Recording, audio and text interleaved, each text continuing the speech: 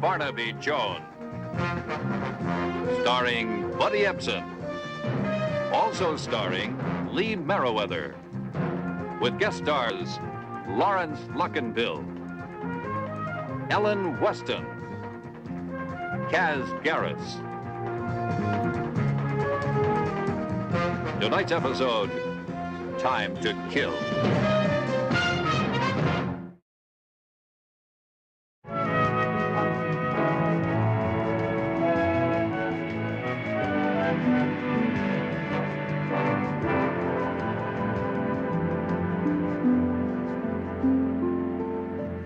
I loathe Marla, but Grace was right about the souffle. I can't thank you enough for getting me out tonight. It's my pleasure, George. But you're not going already, are you? Oh, I don't know, Colby. Those wines really did me in. Maybe I ought to pass on the cognac. George, it's a 1938. Like a good woman, it won't stand neglect much longer. 1938, a memorable year. Just you wait.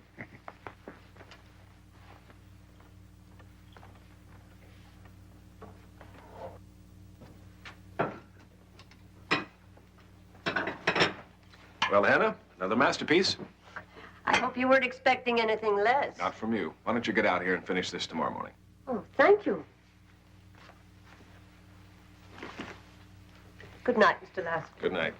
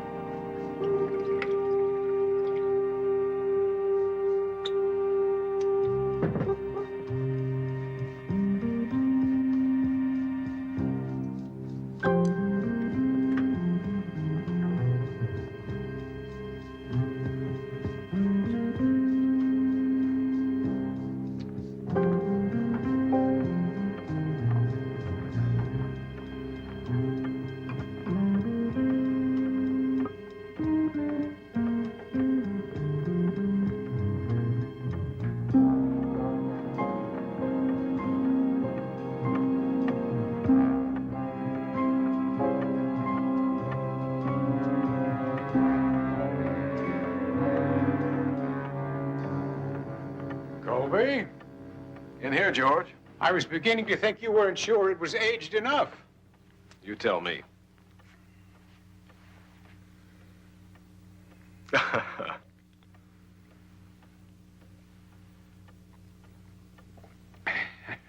Well? Incredible.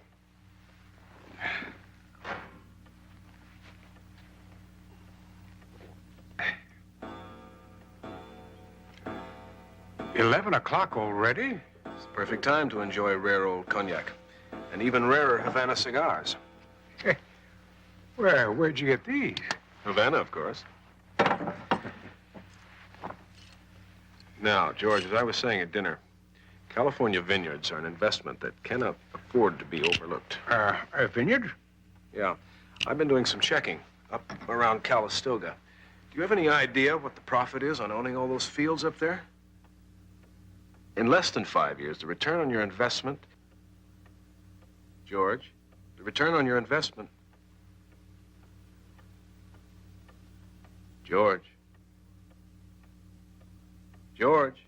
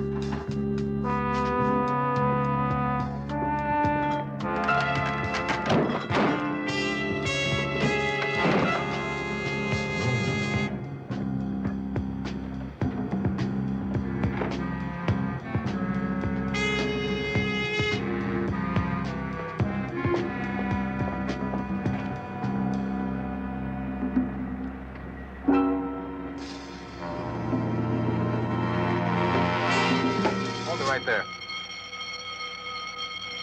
Now turn around. Nice and easy. Put your hands on the window.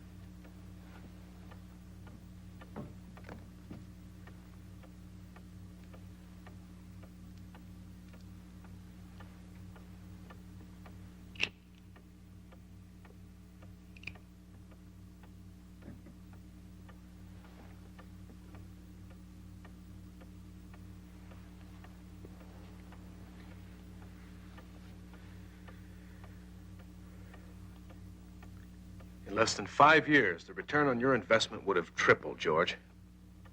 George. George. What? I was talking about vineyard investment. Ownership near Calistoga. Oh, I must have dozed off. I think you were about to. I told you we should have saved this for some other evening when I could relish it, wide awake. Well, I suppose you're right.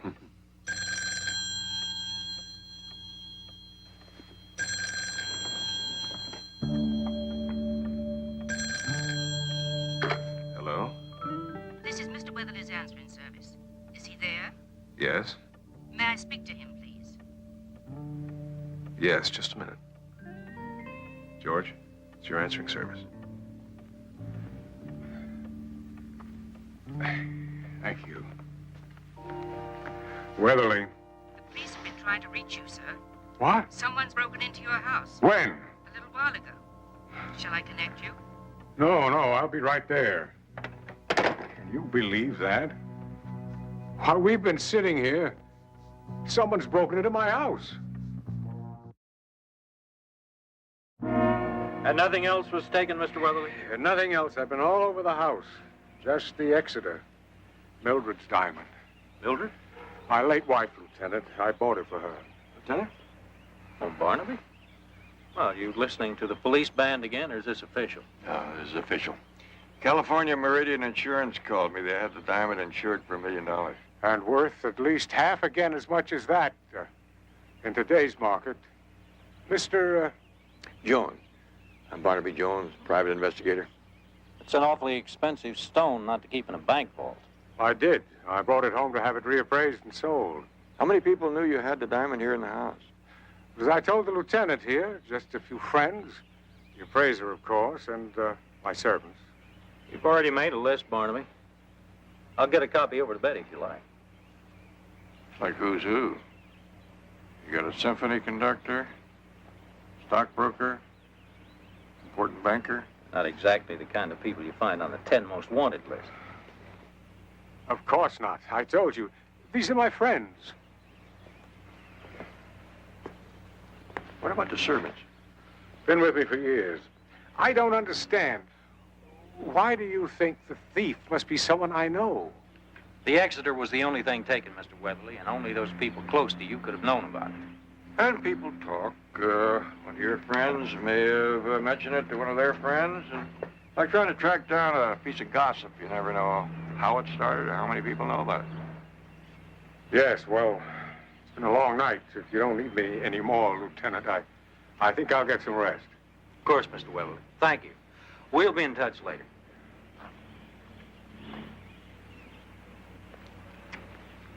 That could end up being a long list. Would your list include Weatherly? You mean the game of steal it yourself and collect the insurance? No, I doubt it. Weatherly was having dinner at a friend's house at the time of the robbery. Colby Lassiter by name. Anyway, this has all the earmarks of a simple bust and run. The thief broke in here, went straight to the desk, got the stone, and hightailed it out. You'd figure he ran into the patrolman on the way out. They must have. There was a struggle. The guard was shot at very close range with his own gun. Thief must have been pretty sure of himself to set off the alarm with West Oak Security 10 minutes away. Look, Barnaby, do you mind if I send you the full report later? It's been kind of a long night for me, too. You tired?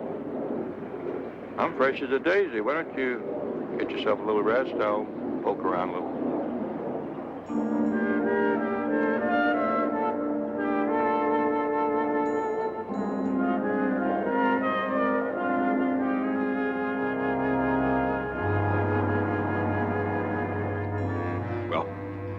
You're right.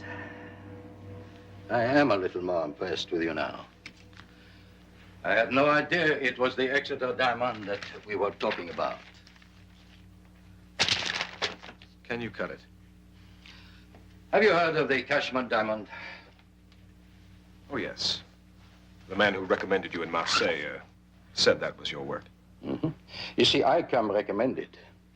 You arrive without a name and no credentials. This is all you have to know about it. Oh, but I know a little more about you than this, my friend. For instance, you're an amateur. A lucky amateur. Too bad about the security man. A professional would have handled it better, n'est-ce pas? Are you, finished? With this or with you?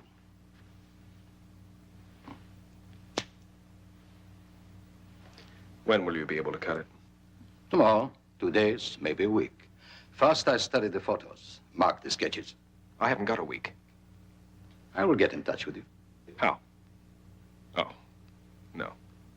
I will get in touch with you.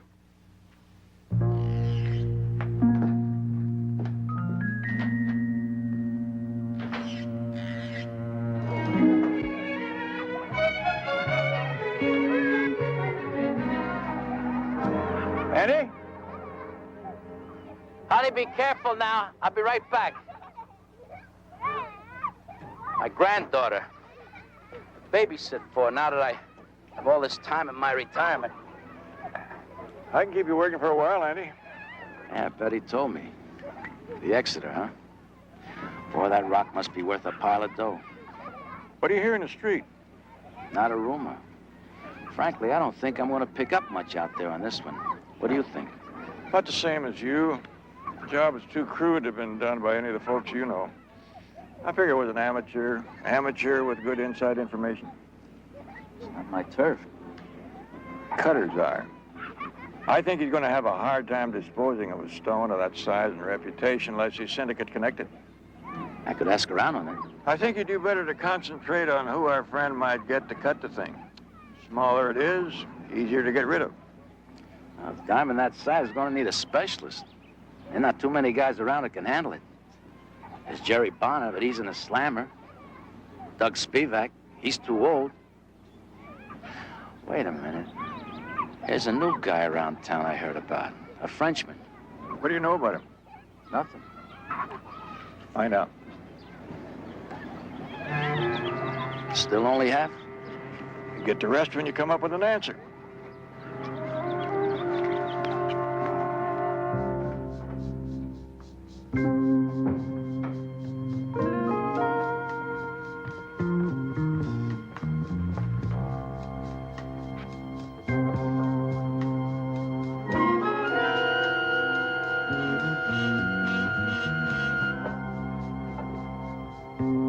Colby. Not even a hello for your prodigal wife? Don't tell me you're still mad at me. Claire, you know I can never stay mad at you.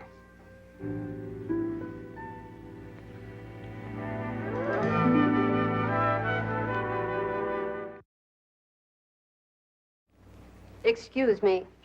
There's a Mr. Jones to see you. I hope I'm not interrupting. Well, now that you're here, Mr. Jones, what is it? I'm a private investigator looking into the theft of the Exeter diamond for California Meridian Insurance. Oh, yes. That's George Weatherly's diamond. Remember, that's the one he bought from Mildred years ago? I understand Mr. Weatherly was having dinner here last night when it was stolen. Yeah, that's right. His answering service called with the news. Were the other guests still here?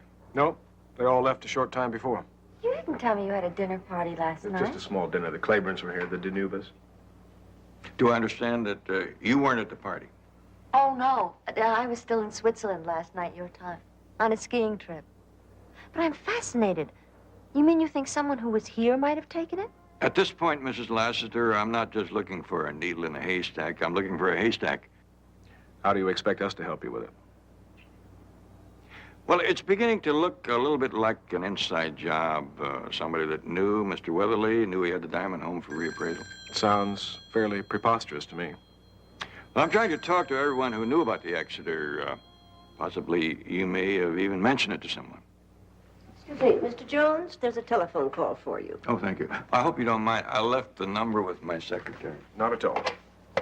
Yes? Barnaby, Andy Burns just called. He left the name of a man who knows about the French diamond cutter he mentioned to you. Fire away. He's the chef at the Le Pomerol restaurant. Le Pomerol restaurant. Yeah, I got it. Thank you, Betty. Nice place, Le Pomerol. A bit too Provençal for my taste, but... Well, thank you for the tip and for your time. Sure. Mrs. Lassiter.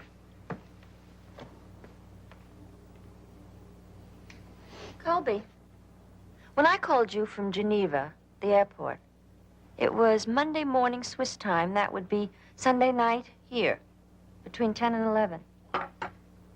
So? The line was busy. When I was here with George? 3 separate times. I had the overseas operator keep trying for over an hour.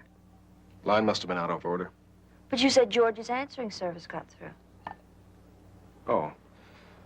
Well, but they weren't calling from overseas, now were they? No, the line trouble must have been at your end. That's possible.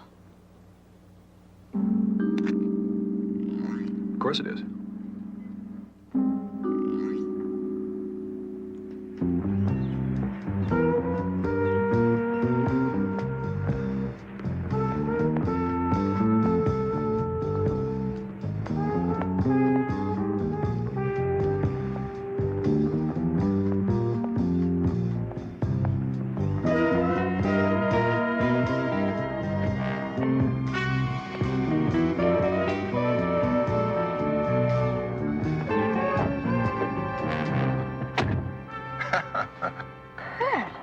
Surprised, Claire?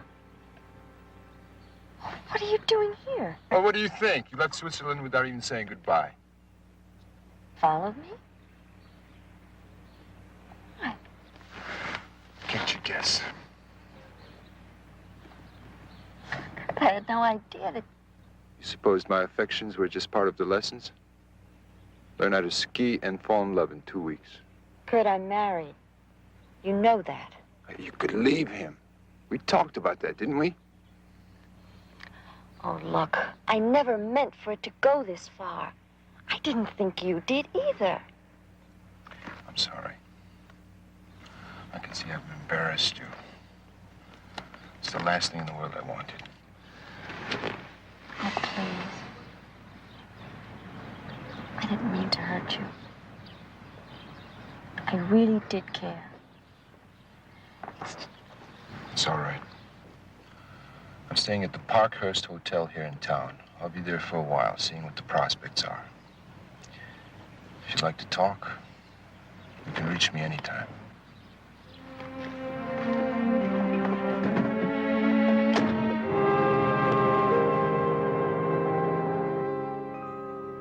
No closer to the source. A swift pass with the match. A little éclat in the gesture. Where is your sense of showmanship, huh? Again, s'il vous plaît. Snap. The match. Voilà. Alors, the pass. Oh! Qu'est-ce que vous avez fait? Vous avez mis toute la bouteille ici. I don't believe it. Did you see that? Did you? Yes, very colorful. If I may suggest, he could use a little practice. You heard? Over there. Practice!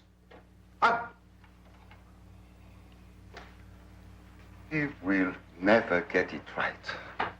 Once a short order cook, always a short order cook. What can I do for you? I'm Barnaby Jones. A friend of mine, Andy Burns. Oh, Andy Burns? Yes, he told me that you might be knowledgeable about a diamond cutter who works in this area. In this area? In Marseille, perhaps, but not here. Who are you looking for? Oh, he's a Frenchman. He's competent enough to handle a stone the size of the Exeter. Ah, the Exeter. Yes. It is possible. I know him. We did business once before I was forced to retire by the authorities. The celebrated Cashman diamond. Can you believe that Marcel tried to cheat me? Marcel did that? Yes. What's his last name? Marcel de Loud. He had the gall to come in here only a month ago and ask me for a job. Incredible. I nearly threw him out bodily. Well, as you were tossing him out, did he happen to mention his address? No. Well, no matter. I have some friends who owe me favors down at the Bureau of Immigration. Thank you very much. Oh, Monsieur Jones. You will come back to dine, perhaps. I have some superb coquille Saint-Jacques you might like. Scallops. Yeah, I'll be looking forward to that. The place is still here.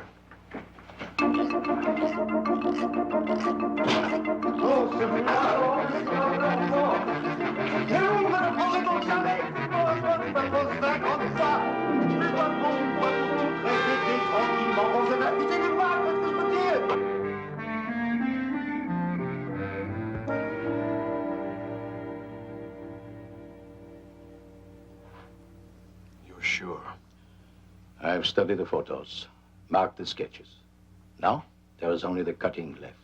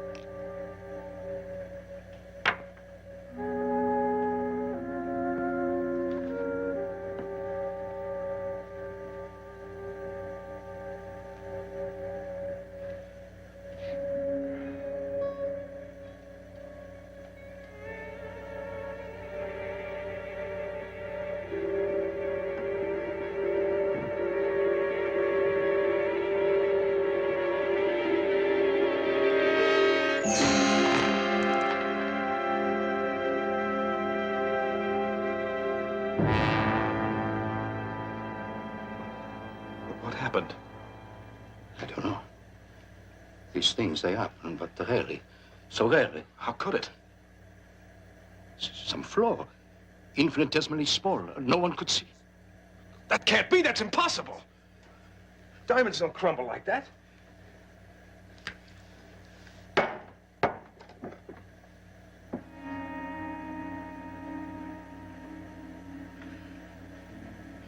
This is nothing but sand. We have been taken. This is glass. glass. But you saw. Somebody else could have been fooled. Maybe. But not you. You're a diamond cutter! I was concentrating on the angle of the blade. I didn't hijack the stone. That stone has not been out of my possession until I handed it to you just this minute. That's it. That's gotta be it. You switched it. How could I? Are you sure? Where is it, Marcel? In your pocket?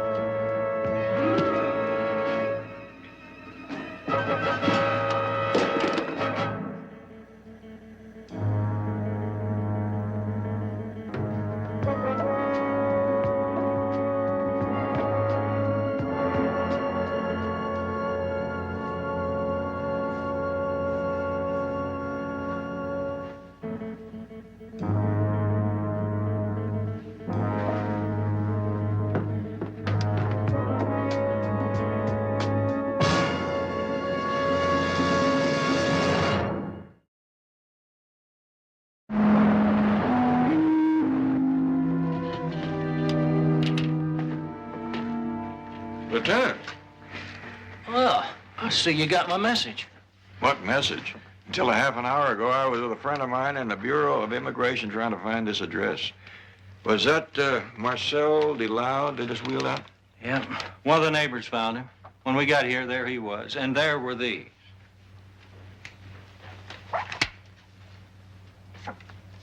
That's the Exeter, all right. And pieces of glass all over the floor. Glass. Looks like Marcel tried to pull a duplicate on our friend, the thief. But he was too smart to fall for it, huh? Any evidence as to who our friend is? No. Well, we know one thing about him. He's still in town. But what does he do now? Look for another cutter? Maybe. Maybe he thinks it over and makes a phone call to California Meridian.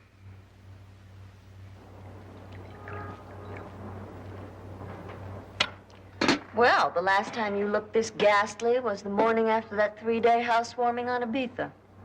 And a good morning to you, too. Do you want to talk about it? About what? What's bothering you? Did something go wrong with the laser stock? Oh, Claire. Why can't I get a cup of coffee in this joint? You should have asked me at 3 this morning when you came home. It wasn't anywhere near that late. It was. I was up. I saw what you hid in the candle.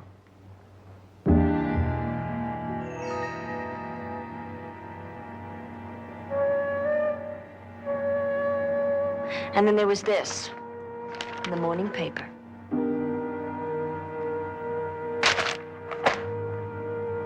How did you get that diamond, Colby?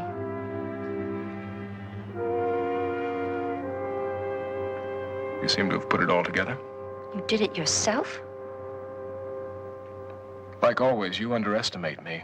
There are 2 men dead. That couldn't be helped. All I planned to do was steal the jewel. Why? For us.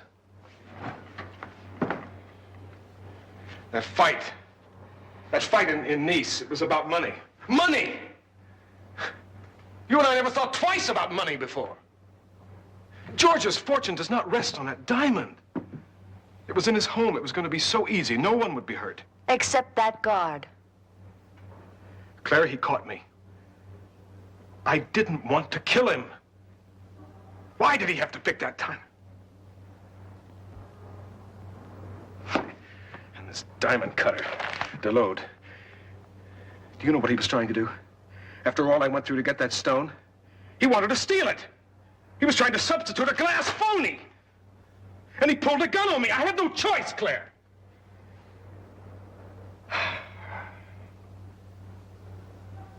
Oh, Colby.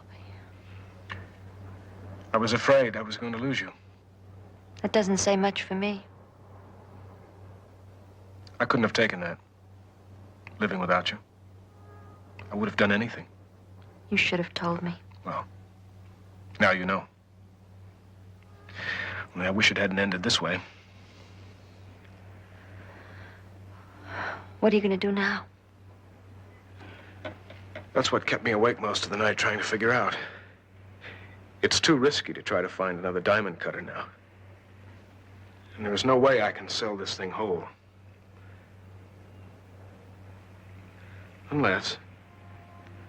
I sell it to the right buyer. Now, according to the call, the thief wants $400,000 for the Exeter. Green. Black. Thank you. Now, that still saves the company over $500,000, considering that we're still in the old appraisal. So we've decided to agree to the buyback. Well, that sounds like quite a bargain to me, if I've ever heard one, Mr. Reynolds. And California Meridian wants Barnaby to be the go-between, knowing the thief has already murdered 2 people. I don't think we have to worry too much about that, Lieutenant. These 2 cases look like self-defense, sort of. I think he'd be more careful this time. Yeah. He's not getting used to killing. Look, Barnaby, I'm not letting you go to any drop points without us looking on. Oh, wait. The man specifically said no police. I don't care what the man stated, Mr. Reynolds. Barnaby wears a transmitter and stays in our sight, or I'm not going to let him go through with it. Mr. Reynolds is afraid you won't be discreet. Oh. Well, tell him about my 2 years on the Vice Squad. You hear that, Mr. Reynolds? We are go.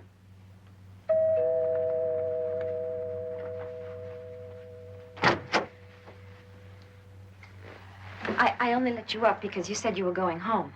Is that the only reason? Yes. At least I could do was say goodbye. Colby will be back in a minute. It's Colby I came to see. Colby? I know how you feel about me. Perhaps I can persuade him to change his mind. Let me change your mind. I'm more in love with Colby now than I was before. Things must have changed between you and Colby. He needs me now. He never did before. Well, I don't intend giving up so easily. Kurt, it's no use. Please go through the kitchen. Why should I? I haven't done anything. Kurt, don't do this to me.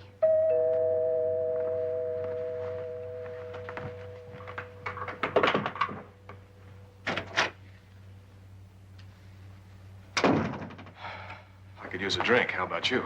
Yeah, so could I. Well? It's all set. They've agreed to $400,000. The Exeter's worth a lot more than that, but I had to settle. Jones will be the go-between. Jones? He'll recognize you. No, he won't. I'll wear a mask, some piece of cloth with the eyes cut out.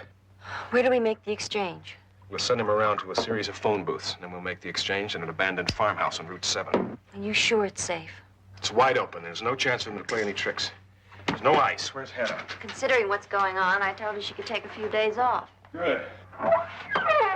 So keep your fingers crossed, my darling. Once we get the cash, we'll be home free.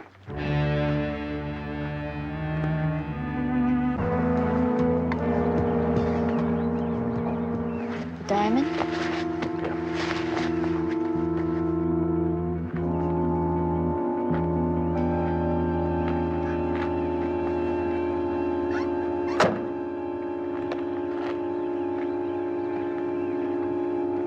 Anybody home? Turn around, please. Face away. Put the attaché case on the ground.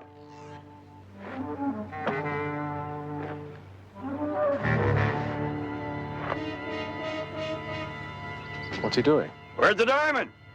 There's been a change of plan. Maybe on your part. Our agreement was... Unless you wish to be shot where you stand, Mr. Jones, I suggest you return to your vehicle and drive.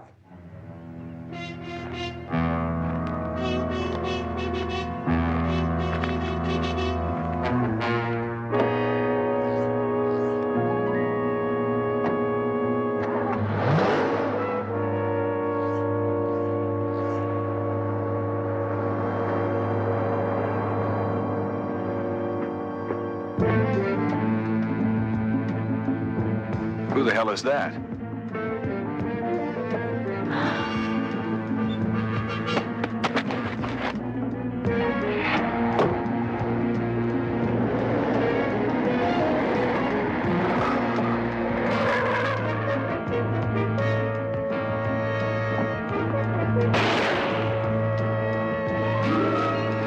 Hold it!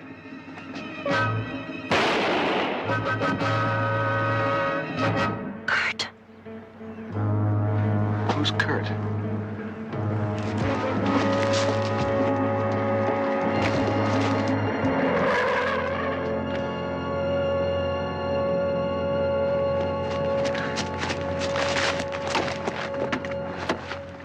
Who is Kurt?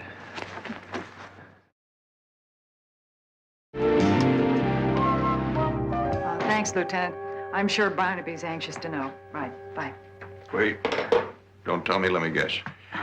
Our friend in intensive care is from Switzerland. He is either a bobsledder, a ski instructor, or a mountain climber. A ski instructor. Will you tell me how you guessed that? His accent, for a starter. And then his complexion is ruddy, weather-beaten, like he's been out in the cold too long. 2 and 2. You are going to tell me how he fits into everything. I have an idea. Yeah, but Lieutenant Biddle said they didn't find the diamond on him. Well, maybe he didn't steal it, but he knows who did. But how? He just arrived from Geneva a couple of days ago. And Mrs. Lassiter just flew in from Switzerland on Monday. Ski trip, she said. But they were both out of the country on Sunday when the Exeter was stolen. Colby Lassiter wasn't. But that's impossible. I thought he was with George Weatherly during the time the diamond was stolen. So did I. Colby, There's nothing to say. take me with you. I don't think so. Please. There's no time to argue. You heard the radio. If your boyfriend regains consciousness, I'm sure the first thing he'll do is tell him about me. At least let me finish about Kurt. I don't want to know. I consider myself lucky to have ended up on the right side of what was probably a very neat double-cross. He followed me here on his own. I didn't ask him to come. You didn't tell him about the meeting with Jones at the farmhouse? No. Kurt was here when you came back from making the arrangements. I was telling him it was over between us. He went out through the kitchen, and I thought he was gone. But he wasn't, I guess. He must have stayed in the kitchen and overheard everything. I really do want to believe you. It's the truth. I have no reason to lie to you now. Wouldn't you? With Kurt suddenly out of the picture? Oh, Colby. You said you did this for me. I love you. Don't leave me behind. All right. Get your things.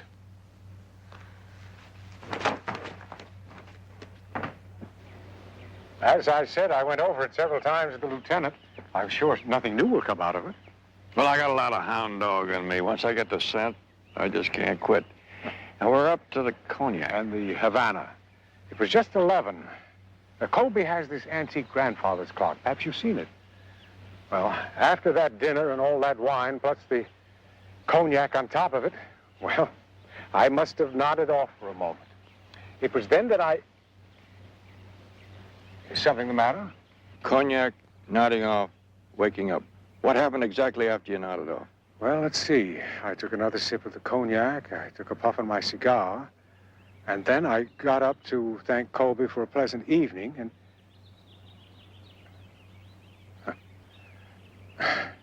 Wait a minute. No. My mind isn't as sharp as it used to be. Well, what is it? Any little thing you can remember might be important to you. Well, the cigar. It's been quite a while now, but the more I think of it, the more I'm sure that it's not just my imagination. It wasn't clipped. You mean the end wasn't clipped? I do it automatically. You see, Mildred gave me this gold cigar clipper. Oh, it must be 30 years ago now. I'm never without it. And why didn't you clip the cigar that Colby gave you? Well, that's just the point. I remember I did. That was before you dozed off. Exactly. Now, when I puffed on it a few moments later, well, I could almost swear it wasn't clipped anymore, which is impossible, right? 2 cigars. How about that? What time was it when you dozed off? Well, I told you it was 11. Is that on your wristwatch or on Colby's grandfather's clock? Oh, no. I don't wear a watch anymore. Retired mine when I retired. Swore I'd never wear that little ultimaker again. Well, what are you getting at, Joe? A trick with time, Mr. Weatherly. A trick with time. Yes, this is the only way out of the building that isn't covered by the closed-circuit TV system. It's an emergency fire exit. People can get out through here all right, but they can't get in. Unless... Could I use some of that cleaning powder? Oh, sure. What are you going to do? A little dusting.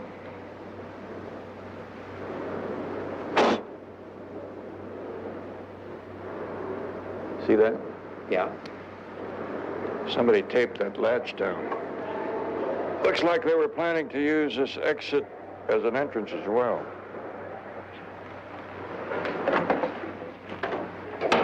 Somebody in the building? Yeah, someone who wanted to leave for a while, then come back without the man at the desk noticing.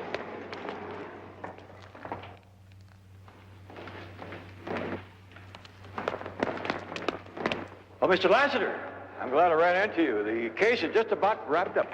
Just needs a little of your time. Well, Mr. Jones, we are in a bit of a hurry here. Well, just take 2 minutes.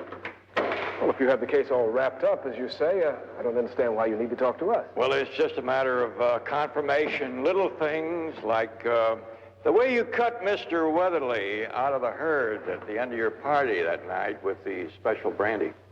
Cognac. And the clever way that you set the clock ahead and then set it back to the correct time when you came back, that was a neat trick. Clock. Are you accusing me, Mr. Jones? You only made one little mistake. That was when you forgot to clip the end of Mr. Weatherly's second cigar. What are you talking about? The Havana that came with the cognac. I double-checked all the guests, and they all left about 10:20. According to George, it was right after that he took his first sip and nodded off for 3 seconds. But the next thing he remembered was the phone call from his answering service at 11:02. That's 42 minutes. Nodded off, huh? It's a pretty healthy snooze. Tell me, what kind of drug did you put in his glass? Just for my information. I'm sure I don't have to tell you anything. This is entirely circumstantial. Not really, Mr. Lassiter. And once your friend Kurt has told his story to the police, I'm sure they'll want to talk to you, too. It's over, you know. All right, Mr. Jones. That's enough. No more, Colby, please. If you use your head, Mr. Jones, I won't have to kill you. I just want to have you along for a little extra insurance. Claire, you drive. Now, sir, will you please get in? I don't advise it. Either of you.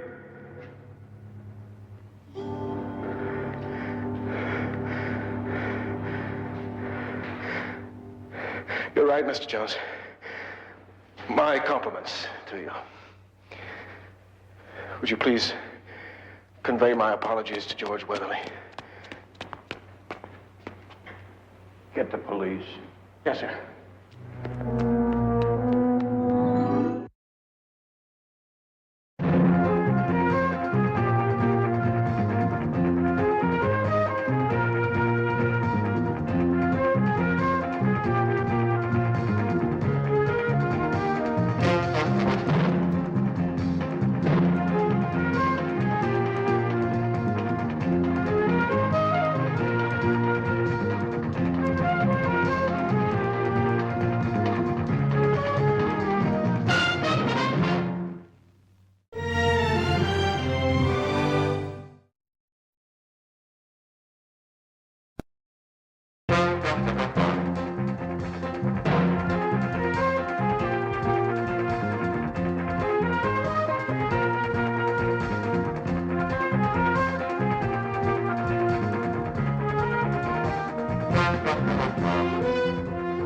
Barnaby Jones, starring Buddy Ebsen.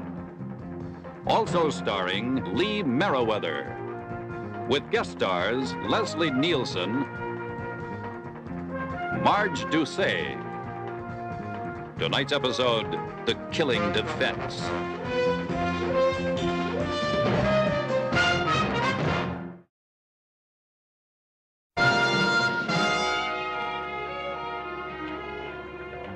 Could we, let's see, Mrs. Anthony, could we get just one of you kissing your husband? Absolutely. I may never stop kissing him. How does it feel being a free man? Oh, great. Never felt better. Mr. Anthony, can I ask you, since the jury has found you innocent, could you care to take a guess just who did steal the Markova jewels?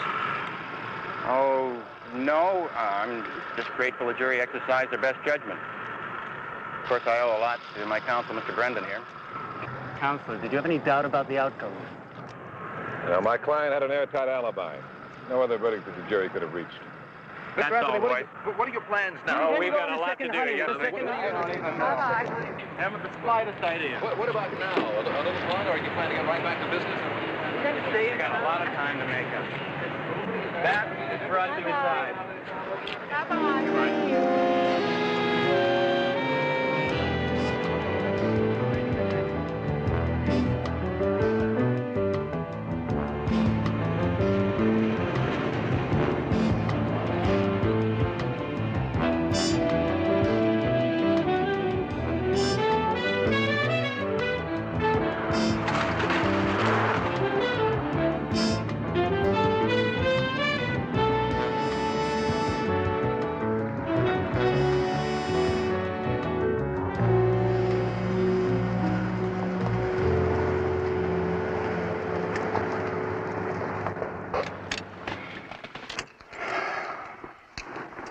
This is it, darling. Yes.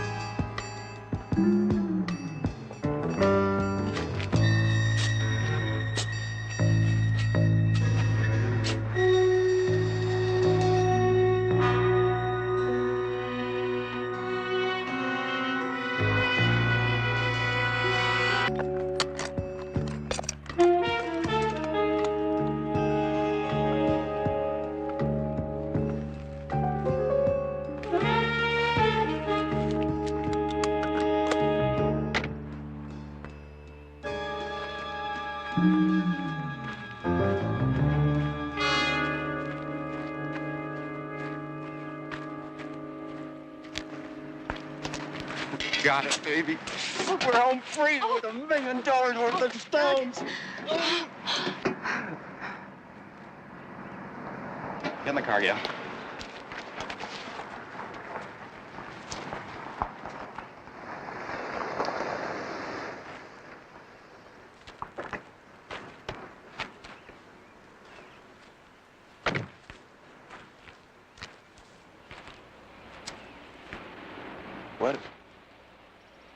What are you doing here? Well, can't you guess, Doug?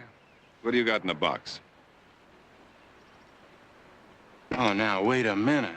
Well, why do you think I worked so hard to get you acquitted?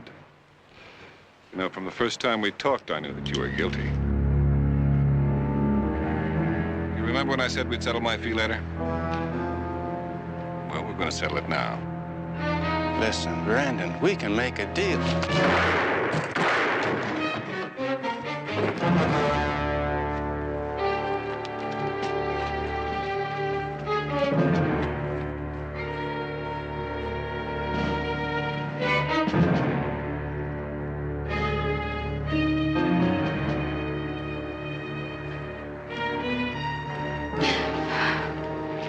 All right, now.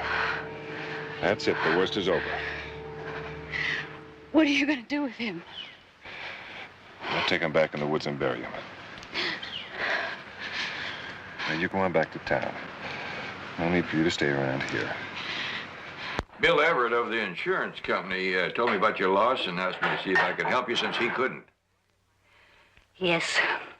One of my attempts at thrift was to let the insurance on the jewel collection lapse. I'm afraid it was a very foolish economy. I understand you just took the jewels out of your safe deposit box because you were going to sell them. Oh, thank you. Yes, an appraiser had made an appointment to examine them. The day he was to come, I had a visitor, the son of a dear friend. That's Douglas Anthony, the young man that they found innocent today. Yes, he said he was in desperate need of money. and had some scheme to use my name and photograph for a promotion that would make him wealthy. I turned him down, of course. And then the appraiser phoned, saying that he would not be able to come until the next day. I spoke to him about the jewels. Douglas was sitting there where you are now, Mr. Jones, taking in every word I said. Then he knew that the jewelry was going to be in your apartment overnight. It was Douglas. There's not the slightest doubt in my mind. Seems to me the young man's pretty lucky to have been acquitted when you're so positive. Oh, luck had nothing to do with it. Douglas claimed he was in Palm Springs at the same time that I saw him here in my apartment. Douglas and his lawyer presented witnesses, and I could see that the jury thought I was just a senile old woman.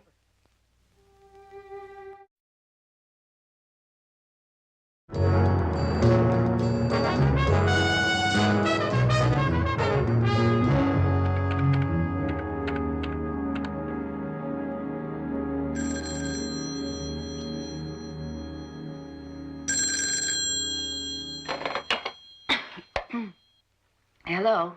Good morning. Did I wake you up? Oh, Ed. Yes. Well, I couldn't get to sleep last night, and I took a pill, and I think it really did the job. I was going to call you. There was a detective named Jones last night that called here wanting to talk to Doug. What'd you tell him? Well, that he was out of town on business, and I didn't know when he'd be back. That's good. That's what you tell anyone who calls for him. And eventually they'll give up. Yes, I suppose they will. What is it? You sound kind of down. Well, how should I sound after what we had to do to Doug yesterday? Now, listen. You forget about that. Now, you think about the future. Don't you think about yesterday. Oh, sure. Except I'm not looking forward to the next few weeks. I wish we didn't have to wait. I wish we could leave for Europe right away. Everything has gone according to plan. Now, let's not spoil it by getting over anxious. We'll just wait a month, and we'll leave separately. I'll go to Amsterdam, and I'll sell the jewels there. You go to Spain. Then we'll meet at the Costa del Sol somewhere and have a long, lazy vacation. Yeah. You're right. Okay. Hold it a minute, will you? I'm sorry, Mr. Brennan, but there's a Mr. Jones waiting to see you. He says he's investigating the Markova jewel theft.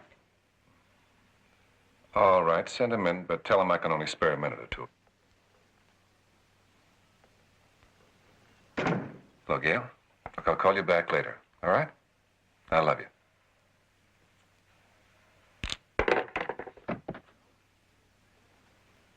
Mr. Jones? Brandon, I sure do appreciate you taking the time to see me. Not at all. Won't you sit down? Thank you. My secretary says that you're on an investigation. Are you connected with the police? Well, I'm private, but I hope that doesn't cause you to pull in the welcome mat. It happens sometimes. No, of course not. If I can be of any help in recovering that unfortunate woman's jewels, fine, but trouble is I don't see how I can help you. Well, I was hoping that you might be able to put me in touch with your client, Mr. Anthony. I called his wife, but she says he's out of town on business. Oh, he is? I'm afraid he didn't tell me. May I ask you why you want to talk with him? Well, I just want to fill in some of the blank spaces from the night of the robbery. Blank space? Yes, it's my understanding that Mr. Anthony and his wife were in Palm Springs the night of the theft. That's right. And witnesses place him there in his hotel room at the time that the burglary was taking place here in Los Angeles. Well, I thought that was kind of funny because Mrs. Markova told me that Anthony was desperately in need of money. I thought it was strange that he would depart on a vacation to a plush resort just at that time. Well, you've heard of live now and pay later, haven't you? You've heard of credit cards, haven't you, Mr. Jones? I sure have, and you've heard of setting up a perfect alibi, haven't you, Mr. Brandon? You are aware, Mr. Jones, that my client was found innocent of the burglary charge. I'd hate to think that you were harassing him. I wouldn't harass anyone for the whole world, Mr. Brandon. I'm just interested in getting Mrs. Markova her jewels back. Well, I'm sure you will. You seem like a very persistent man. Now, if you'll excuse me. Oh, sure. Yeah, I guess persistent is the right word. I have a system that I use in cases like these. It seems to work pretty well. What's that? I just keep shaking all the trees till something falls out. Good day, Mr. Brandon.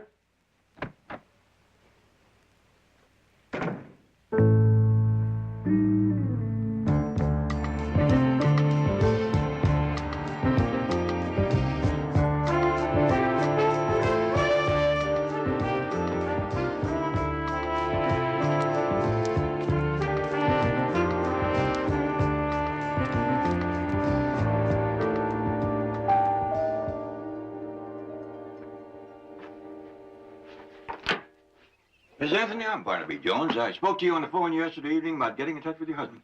Oh, yes, I remember. Have you heard from him? I'm afraid not, Mr. Jones, and you'll have to forgive me, but I'm on my way to the cleaners and to the hairdresser. Well, the least I can do is give you a hand with it. No, it's no trouble at all.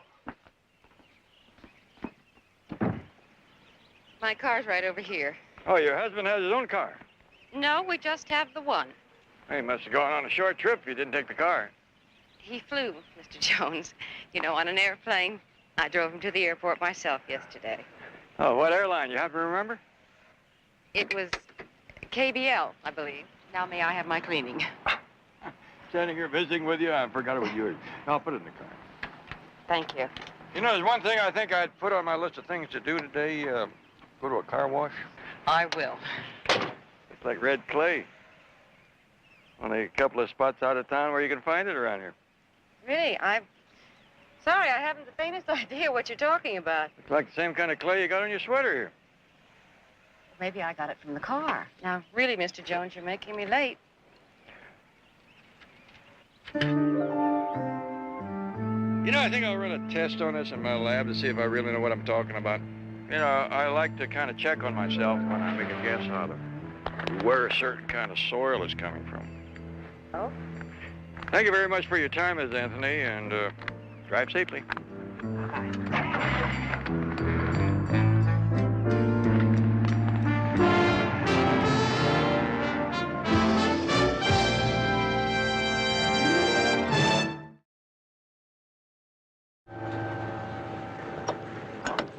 Hello, Gail. Hi. Something wrong? Well, the detective came by this morning. Who, Barnaby Jones? He's still looking for Doug. Yeah. He's by the office early this morning, too. He gets around pretty good, that fellow. Ed, he took a sample of mud from the car. A sample of what? Well, there was mud all over the car from that wet place in the road where Doug is buried.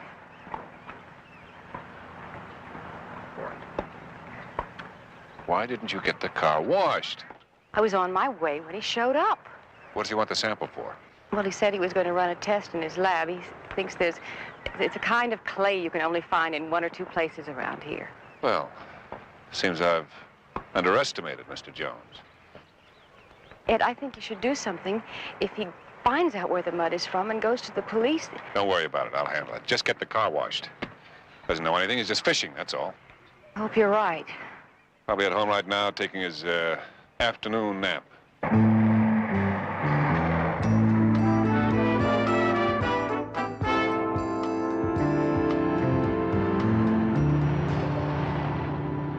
I read the transcript of the Anthony trial. You made a very good witness for the defense, Miss Craig. Call me Dodie. Everybody does in Palm Springs.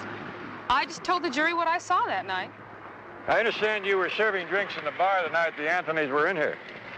Yes, I distinctly remember them because they were having a fight. Oh, a real fight with name-calling and screaming? Well, maybe not that bad. I mean, they weren't loud enough to get thrown out or anything. I understand you saw Mrs. Anthony leave later that night. Yeah, about 3 hours later. I was knocking off to go home, and she came storming out of the hotel. She got in her car, and she drove away. Boy, was she ever in a huff. What time was that? Let me see. I was off about 9 that night. A few minutes later, I guess. Thank you very much, Dodie. Is that it? Unless you can tell me where I might find Chris, the bellboy. Yeah, he's usually over there through that door. Yeah. Mr. Anthony phoned room service a little past midnight. I'll tell you why I remember, because I thought we were going to have to send out for the particular brand of scotch that he wanted, but as it turned out, we had a spare bottle of it in the bar. What kind of scotch was it? Glen Murray. So you took it up to his room, then what?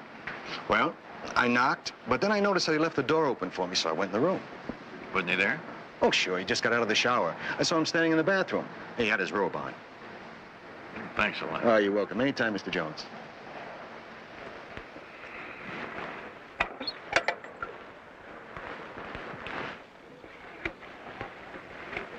Operator, want to make a collect call, area code 213-555-7650. Barnaby Jones' office. May I help you? Yes, operator. I'll accept the charges.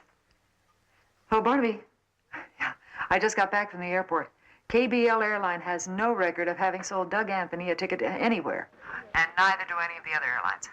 Well, now, isn't that interesting? Have you had any luck down there? No, it's kind of dead down here. If Doug did steal those jewels, he had arranged to be two places at the same time, looks like.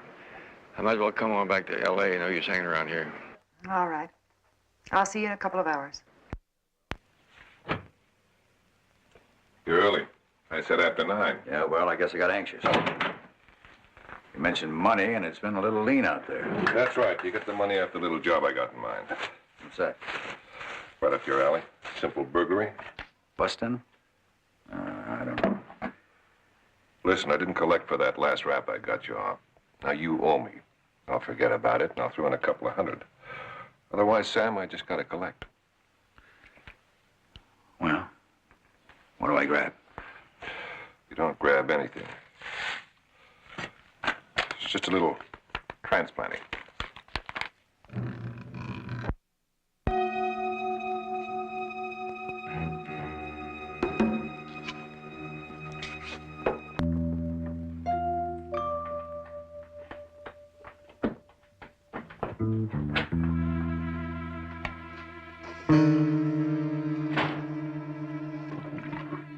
Barnaby?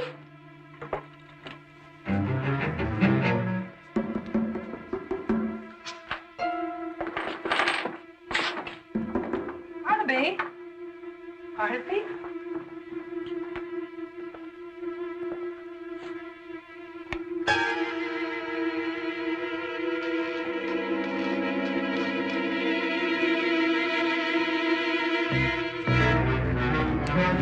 Don't make a sound. Easy does it. Let's go.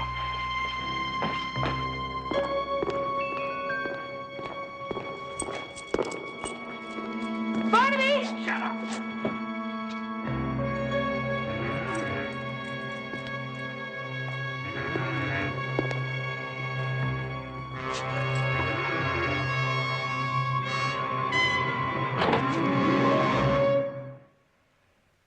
Take it easy, friend.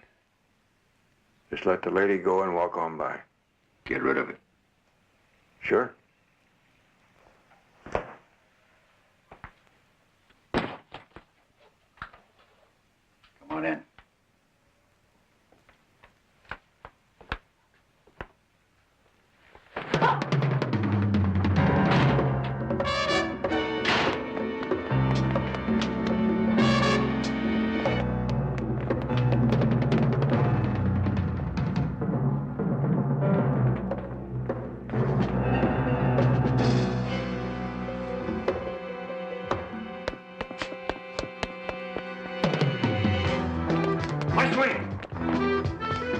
Yes, please. Emergency.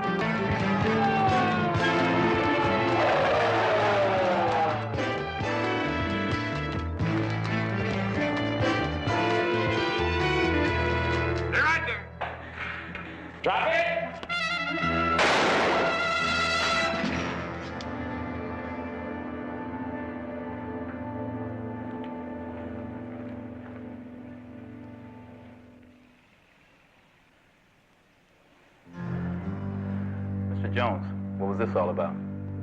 Wish I knew. Because you sure can't tell us now.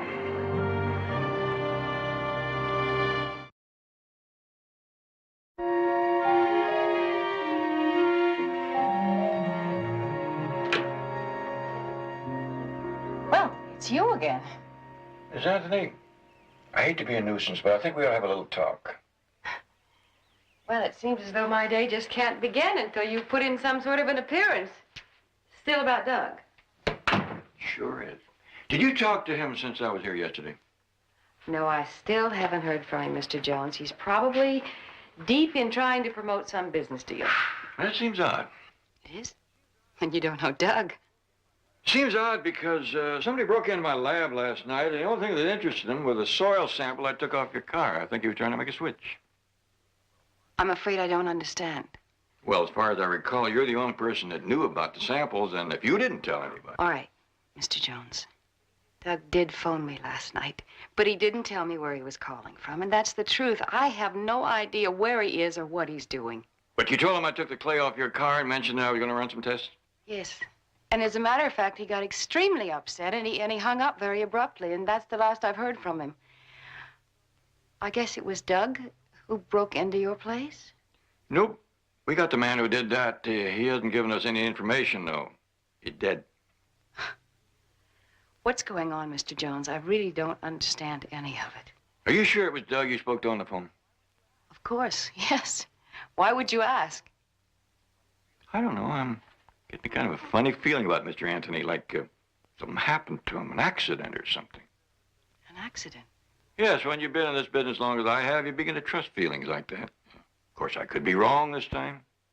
Anyway, thank you, Miss Anthony, and if you should happen to hear from Doug, give me a call. It's all right. I'll find my way out. Thank you.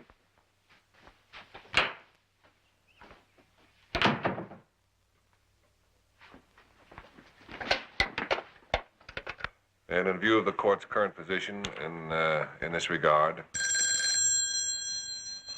You want me to get there? No, it's a private line. Hello? Now, hold it a minute, will you? Why don't you start transcribing that now, and I'll finish it later.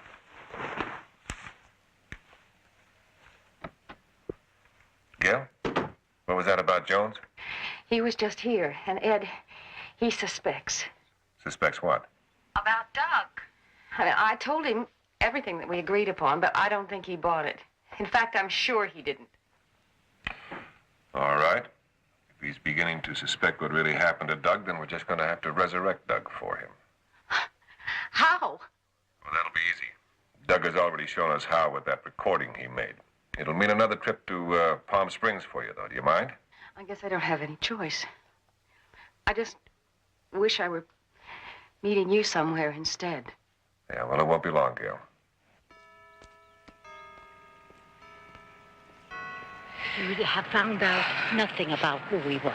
No, I haven't heard anything. Here's Markova. Oh, your daughter-in-law was just telling me what happened last night. Have the police identified him yet? Yeah, Sam Mason, long record, burglary, assault, you name it. Well, how does he tie in? I don't know, but I've been making some inquiries. Who his cellmates were, who his old partners were, who his defense attorney was. I want you to follow up on that, Betty, when we get back to the office. There is still no trace of what happened to my jewels. No, ma'am, but I think that when we locate Doug Anthony, we'll have come a long way toward getting your jewels back.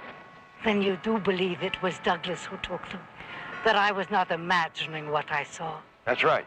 It's what other people imagined they saw that interests me. For example, how Doug could be in two places at the same time. That took some acting. You've known Doug all his life, haven't you? Since he was a few years old. Did he ever have any theatrical experience? You mean on the stage? Yeah. Oh, no, not that I am aware. Where did he go to school? It was in the East, one of the Ivy League colleges. A men's college? I seem to remember it was. But what could that possibly have to do with this? I'll know more about that after Betty calls all the Ivy League college clubs in town and goes over the yearbook. You do plan on telling me what I'm looking for, don't you? Of course. Doug Anthony's school days.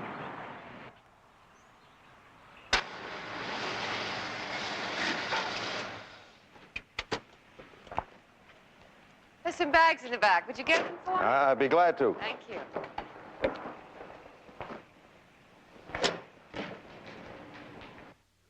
Oh, yes. It just happens that room 236 is vacant, Mrs. Anthony. Good. My husband particularly wanted the same room. He's rather sentimental. Mr. Anthony is going to join you then. Yes, he'll be arriving later this evening. Oh, that's fine. It's nice to have you both back with us. Thank you. Have a nice day. Thank you.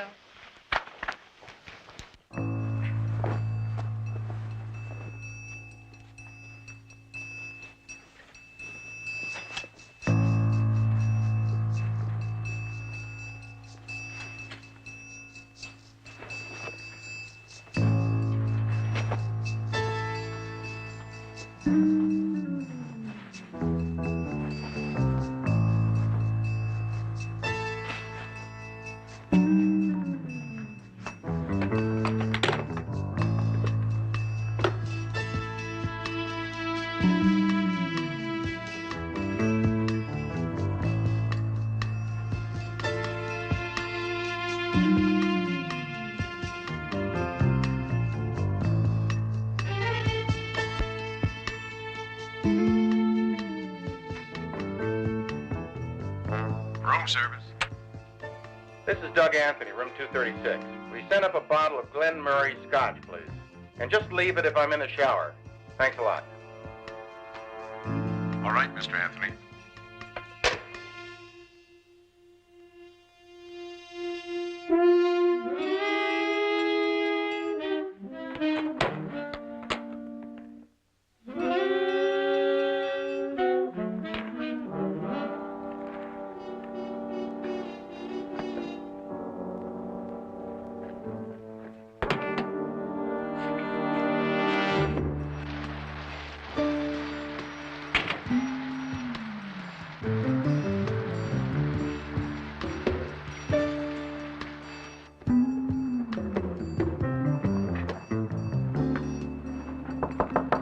Mr. Anthony, room service.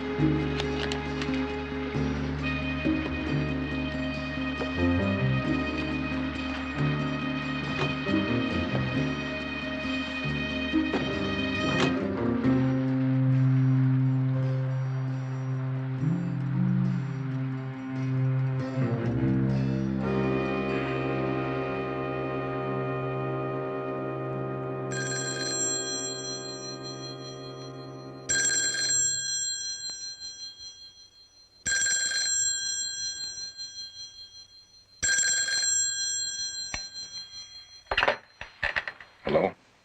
Mr. Jones, this is Gail Anthony. I know this is a crazy hour to be calling you, but you said if I heard from Doc, you wanted me to let you know.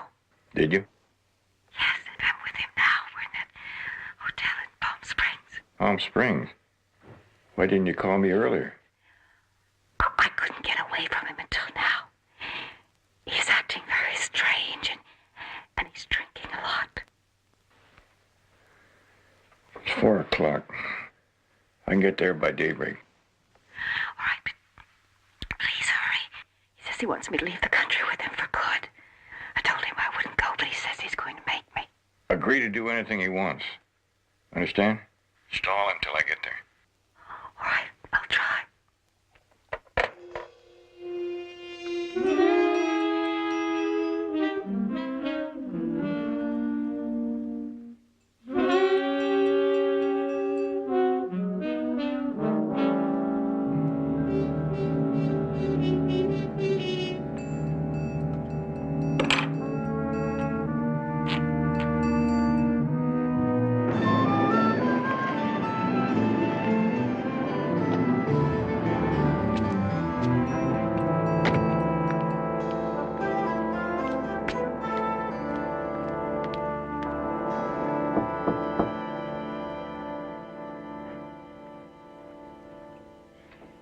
Yes? Who is it? Barnaby Jones, Mrs. Anthony. Mr. Jones, come in. I'm so glad you're here. We had a terrible fight right after I talked to you, and I'm afraid I just couldn't stall him.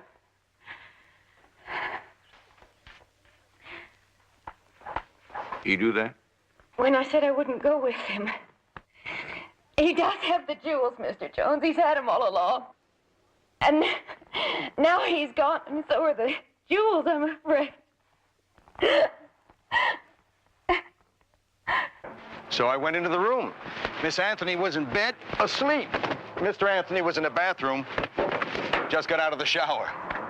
That guy really has a thing for midnight showers. Yeah. Did you see him? Oh, yeah, sure. You know, he was drying his hair. Towel over his head, back to you? That's right.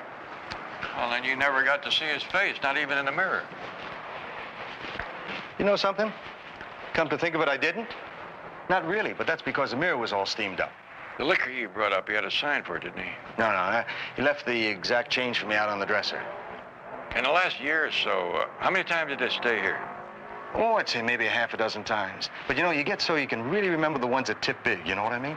And Mr. Anthony always pays for his room service in cash? No. Now that you mention it, they always sign for their orders except for these last 2 times. Mr. Jones, long distance call. You can take it in here, sir. Thank you.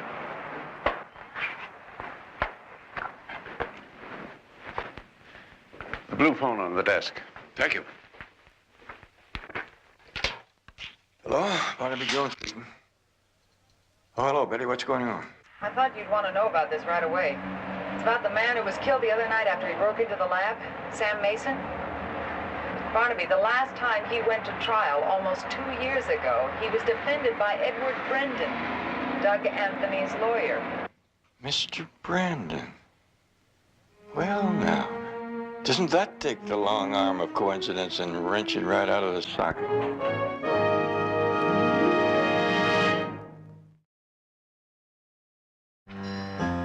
I sure hope Mrs. Markova wasn't mistaken when she said Anthony went to an Ivy League school.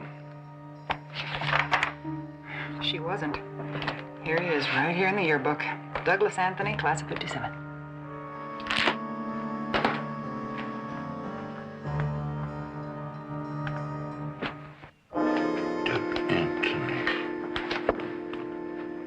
You know, unless I'm mistaken,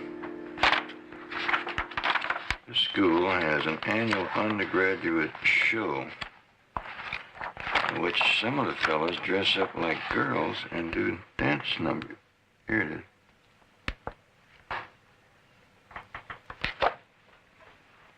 What about this guy? Could be. Douglas Anthony. That's how he did it. That's how he got out of the hotel and up here to L.A. While everybody swore it was Gail who took off after the fight, didn't he?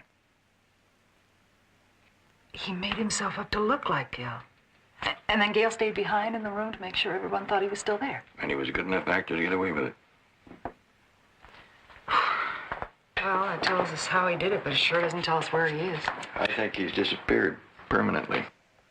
I think it happened right after the acquittal. He's dead? Is that what you say? I think he went right from the courthouse out to where the jewels were hidden and unsuspectingly led his wife and her boyfriend there. I think he's buried someplace beside a muddy road right out of town. Well, then that scene that Gail staged at the hotel last night was to throw you off. Make me think he was still alive. Well, it all makes sense, but I sure don't know how you're going to prove any of it. You know, if I'm right about all this, Brendan and Gail have been having a lot of fun playing games with me. And I think it's only fair that I do a little game playing right back at them.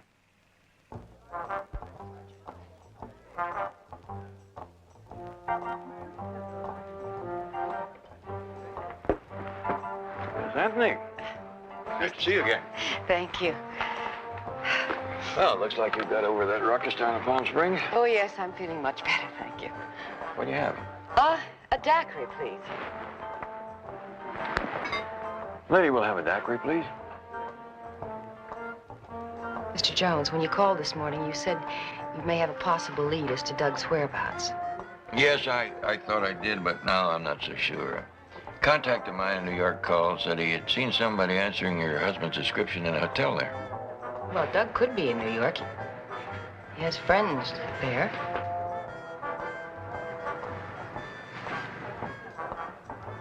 What's the matter, Miss Anthony? Say, isn't that your husband's lawyer down there? Yes, I believe that's Mr. Brandon. Looks like he's thinking of giving up bachelor life. Bachelor life? Yes, I've seen him in here with the same girl every day for the past week now. Oh, thank you.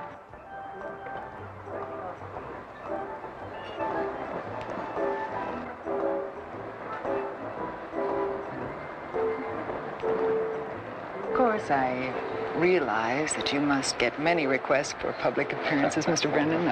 A man with your record of courtroom victories. Well, that's very flattering. But really, a public appearance at this time would be out of the question for a while. Well, at least I tried.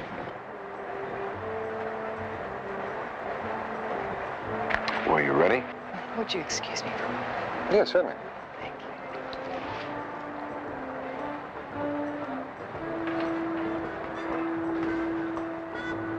Say, she is attractive, isn't she? Yes.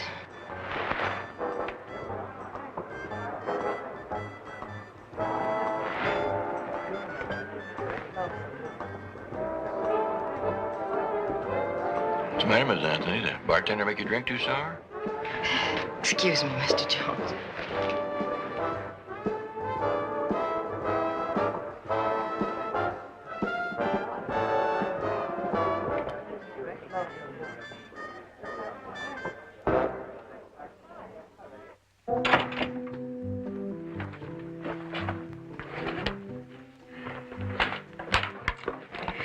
Well, almost, but not quite.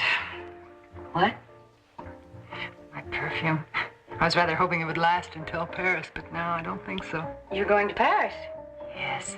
My boyfriend has to go there on business, and he's asked me to come along. That's the man that you're sitting with? Oh, yes, did you see him? Isn't he handsome?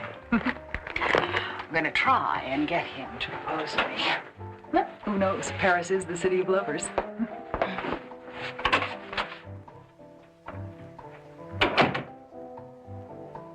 I send her in.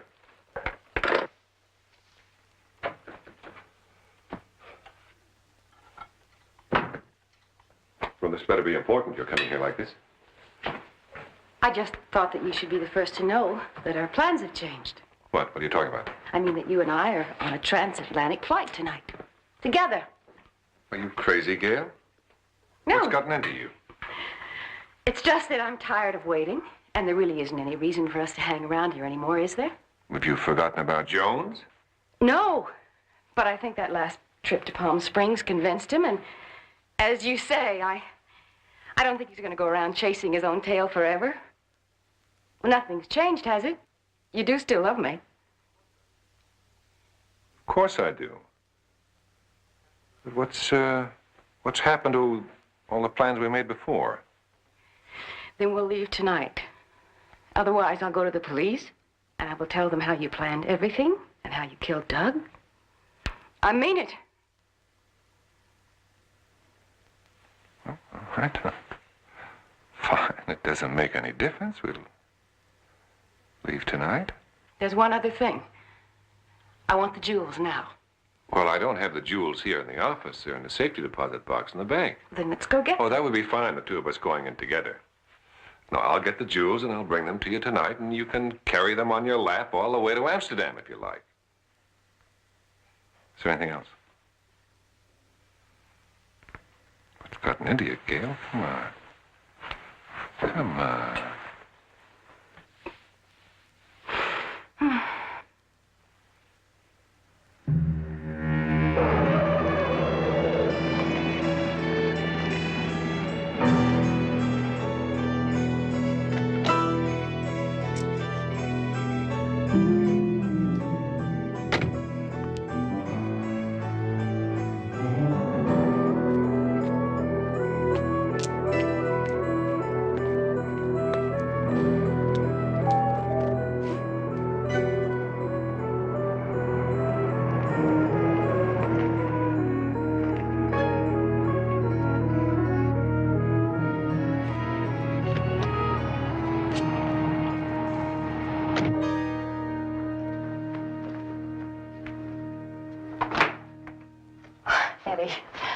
so glad you're here. Oh.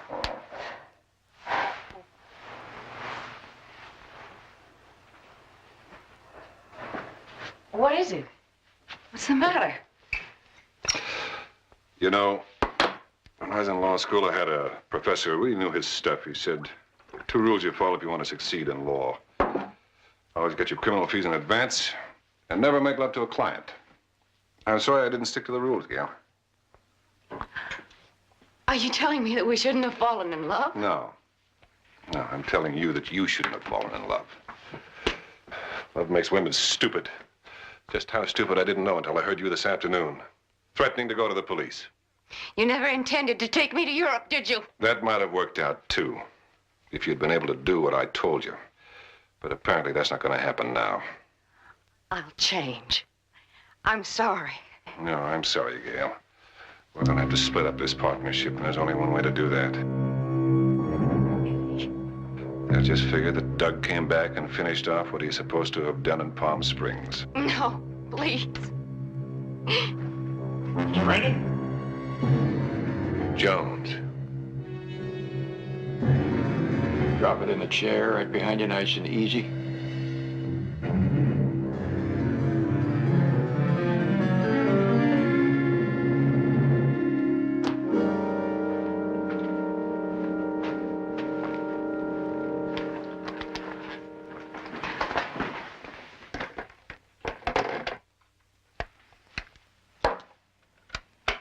Operator? Give me the police.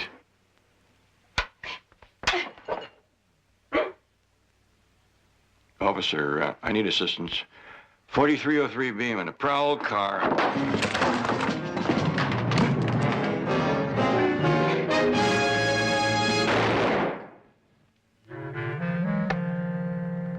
Officer, you still there?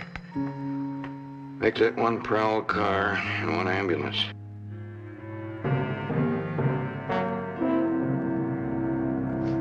And this emerald necklace, is said to have been worn by Catherine the Great. Lovely, isn't it? They all are. I've never seen anything so beautiful. And much too valuable to be entrusted to an old woman. Thank you, Mr. Jones, for letting me see them one last time. Will you be so good as to deliver them to the bank for me? Oh, sure, I'd be glad to. Miss Markova, I bet you don't get out of this apartment too much. I mean, outside of going to the park. Oh, well, I have a few friends who sometimes visit. You know, Betty has found a cute little Russian restaurant out in the valley. How about you joining us for supper tonight? Just the 3 of you. Oh, yes, that's a wonderful idea, please. Oh, no, really, I don't even have the proper clothes anymore. Listen, if you walk into that restaurant wearing this around your neck, nobody's going to know what else you're wearing. Come on, 7 o'clock. We'll pick you up, okay? Okay.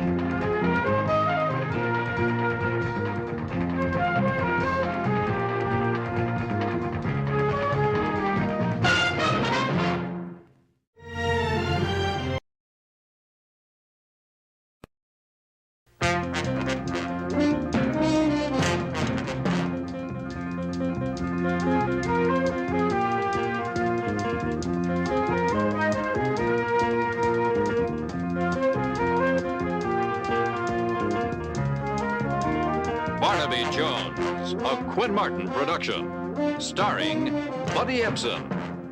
Also starring Lee Merriweather, Mark Shera, with guest star Rebecca Balding, with special guest star Christopher Stone. Tonight's episode, Prime Target.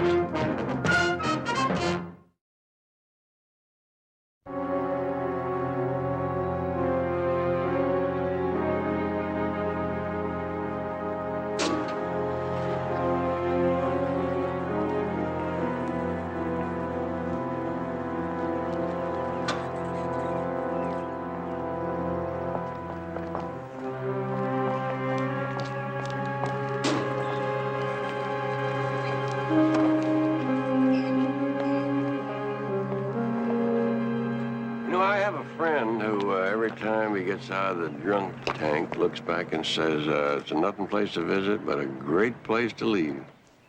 That's all right, Maggie. It wasn't funny when he said it either. I know you. Barnaby Jones, don't you remember? Oh, yeah. The investigator from that insurance company. You're a real persistent man. Even though you didn't answer my letters or grant me permission to visit you, there are no hard feelings. I thought I'd welcome you out and offer you a ride back to town. Thanks, but a friend's picking me up.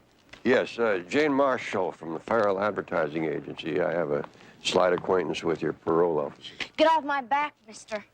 I served my time almost a whole year out of my life. Now, Maggie, I watched you at the trial, and underneath you seem like a fairly decent girl.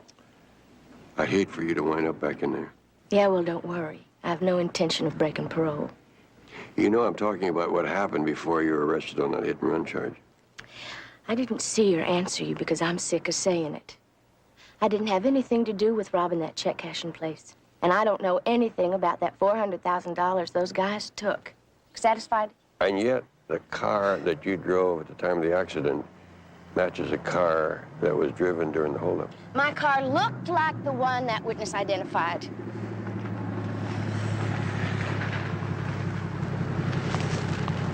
Can I help you? I'm sorry I'm late, Maggie, but I got caught in traffic. Thanks. You're playing a dangerous game, Maggie. I'm not the only one who thinks you know more about the missing money than you're telling. Anytime you want to come in out of the cold, give me a call. Sure.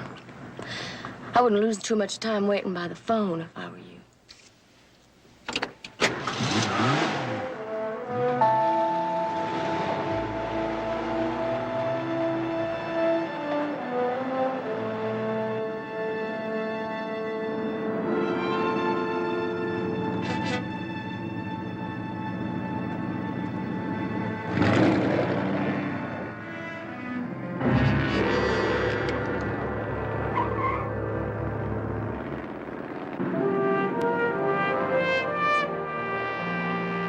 Betty, I've just been reading over this Maggie Revell case again.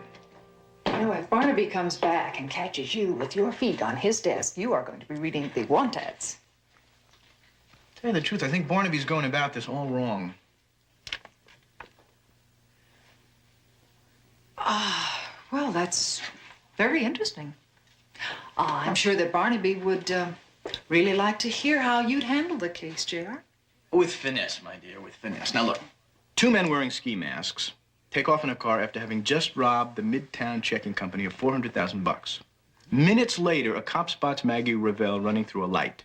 She takes off, he gives chase, almost ends up in her killing a couple of people in a smash-up. And that's a really tough lady.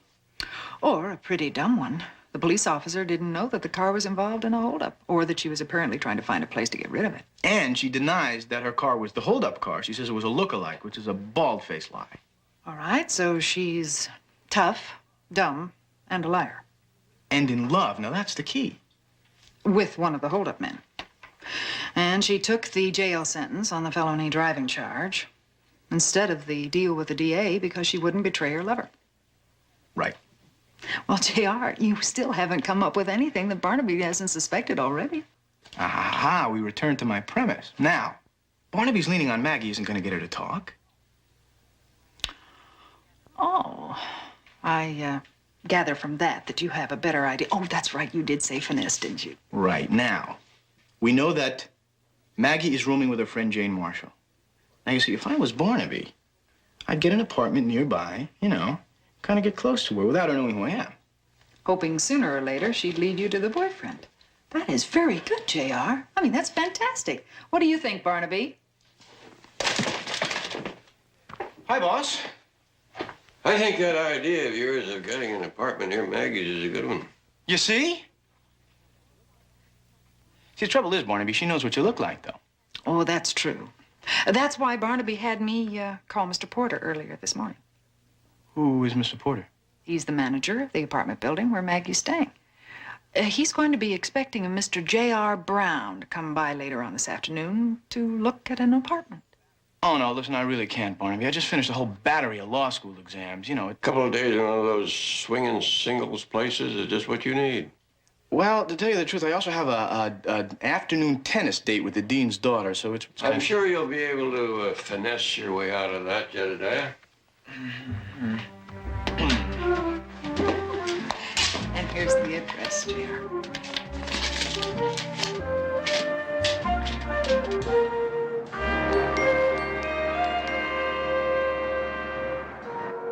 Come on. Handsome young bachelor like yourself, spend the money.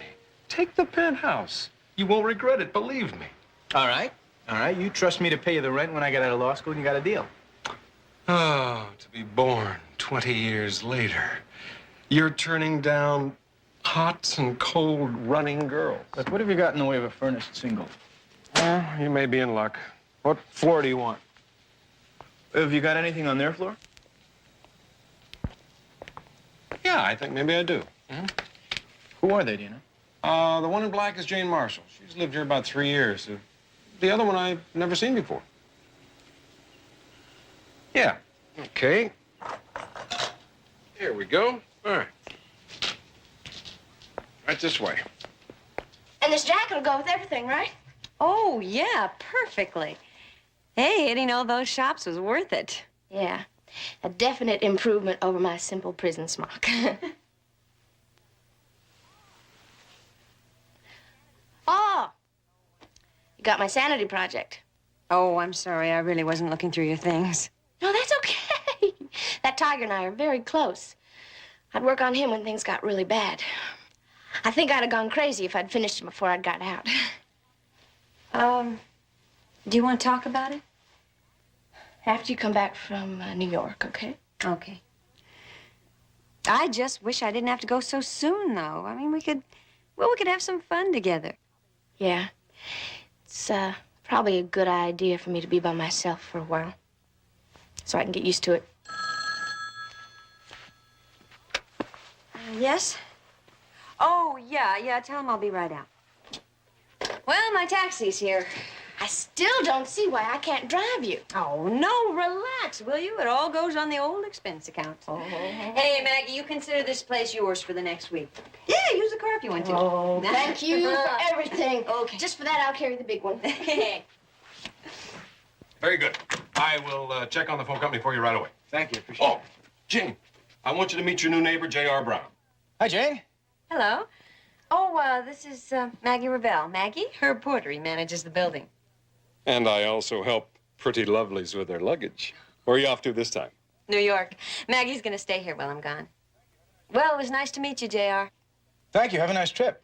Okay. Bye, Maggie. Bye-bye. Maggie, looks like the two of us are going to be neighbors, huh? Looks like it. See you around. Yeah, see you around.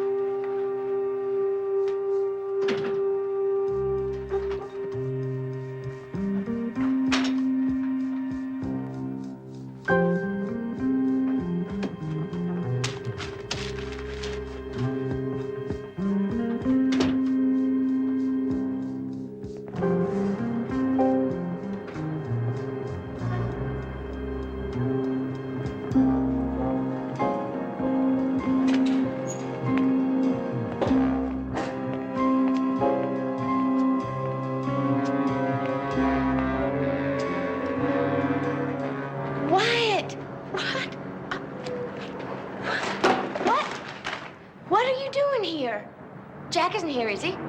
Did he send you? Come on, Maggie, get off it. You know why I'm here.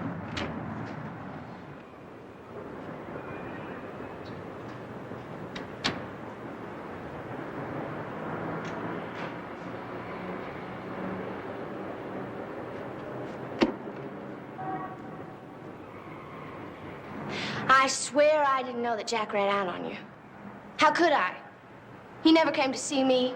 He never wrote. Maggie, if you're lying to me, I'm gonna break your legs. No. Honestly.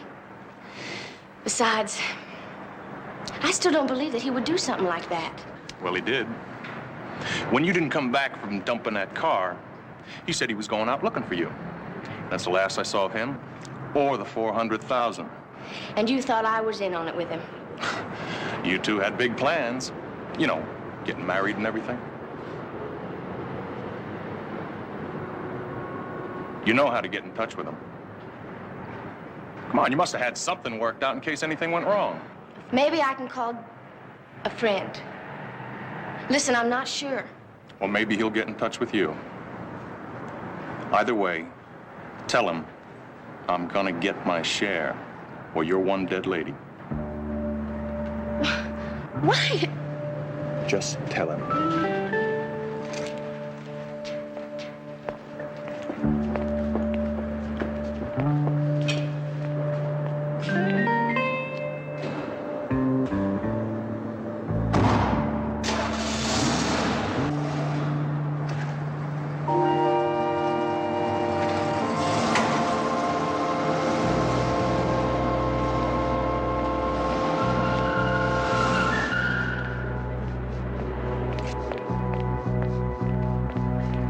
Hey, hi. You know, when you said see you around, I had no idea it would be this soon. What do you want? Just want to be friendly. Listen, go be friendly with somebody else. I'm not in the mood for it right now, okay?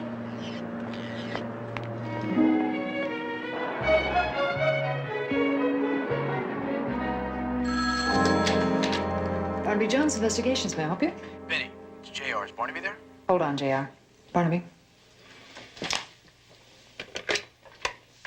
Jedediah? Barnaby, Maggie just met a guy down in the garage. Now, I couldn't really hear their conversation, but whatever he said really upset her. Did you get a good look at him? Not really, but I got his license number here. It's California plate 332 OVS. Well, check it out. How you doing so far? Well, so far not good, but don't worry, you know, it only takes one good swing to hit a home run.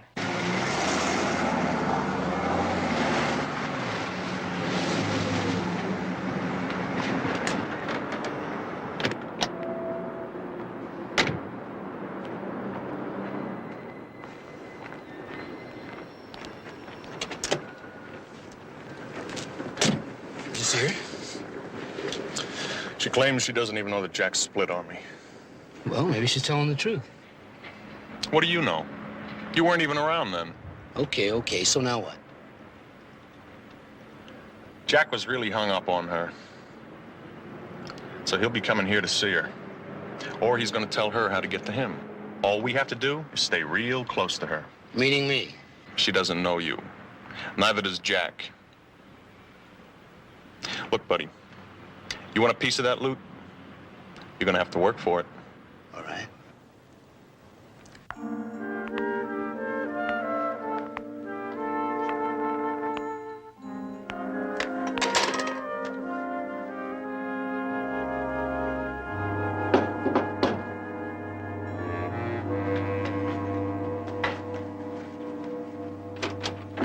Look, I'm a guy, you're a pretty lady, I'm not gonna give up, so why don't we just be pals, okay? Look, JR, I don't want to... I know it's a little uncomfortable moving into a new building, but that's all right. You know, it just gives us something in common. Now, I don't know about you, but I just finished a horrendous law school exam, and I'd like to relax a little bit. So what do you say you and me do it together? You know, I mean, all this tap dancing, what is that? Just relax, kick back, go for a swim. What do you say? Give me your answer, yes or yes? Yes. Give me a minute to change. You live over there? Over there. I'll knock on your door. You're on the clock. Okay.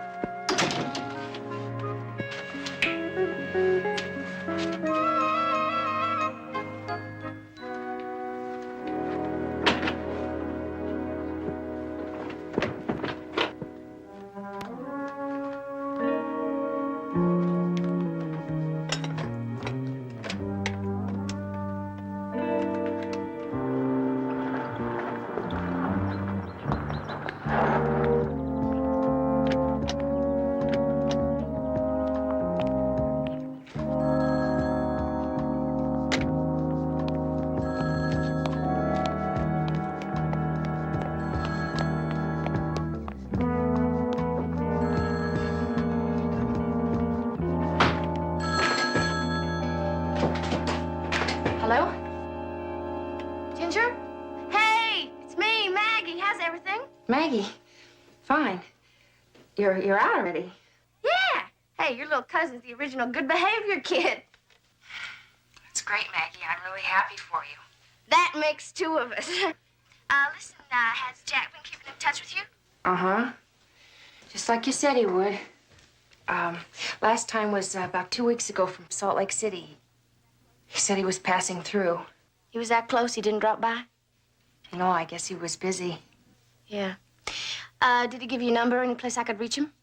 No. But look, give me yours, and when he calls, I'll pass it on to him. I'm in L.A. at Jane Marshall's place. 555-6137. Got it. Did he, mention any problem between him and Wyatt? Problems? What kind of problems? Never mind. Listen, tell him it's important, okay? Sure. I dropped the milk. Who called? Maggie. She's out, Jack. Well, we know it had to come. She wanted to know if I'd heard about any problems between you and Wyatt. Wyatt? That means she's been to see her already. Jack, let's take off now. We could be in Canada tonight. She's kept quiet this long. She won't say anything. Are you kidding? Sooner or later, she's gonna find out about us. And when she does, she won't be able to get to the cops fast enough. No. There's only one way to handle it. She's a threat to us. As long as she's alive.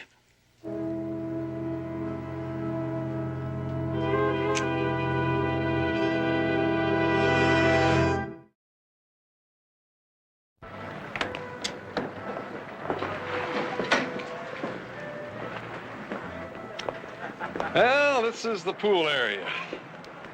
As you can see, we keep it well stocked. Yeah, so I see.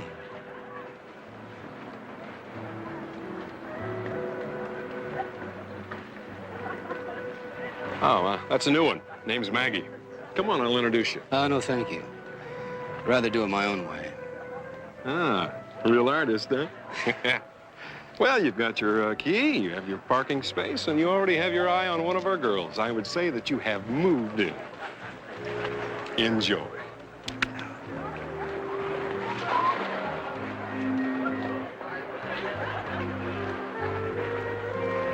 And then after Vietnam, came out here, went back to school, and that's it. That's it. You now know the whole story of my life. Well, it's a lot more exciting than the story of Maggie Revelle from Alpine, Texas. Most exciting thing I ever did was to go to the state cheerleaders competition. Lost in the first round. Oh, well, that's because I wasn't one of the judges. Come on.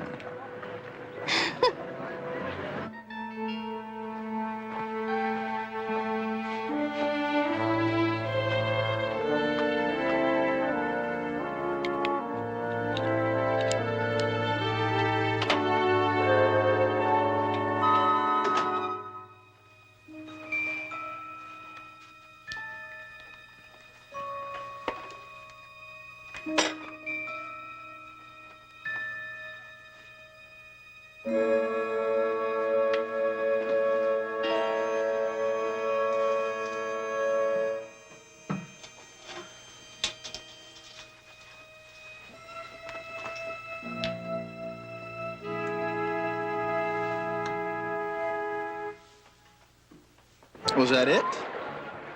That can't be the whole story of your life. Yeah. That's it, JR. One big loser. Oh, come on. What about the guys you used to date? Well, where I'm from, there were always more cows than cowboys. No, I never had much luck with men. Well, I tell you what, we're going to change all of that. You see, now, how would you like to have dinner at some incredibly expensive restaurant tonight? I would love it. Me too, me too. Unfortunately, I'm on the outskirts of Top City here, so the choice is tacos and beer or a steak at my place. Well, I have a better idea. Jane has a barbecue. Why don't we do it at my place? Hey, I'm easy.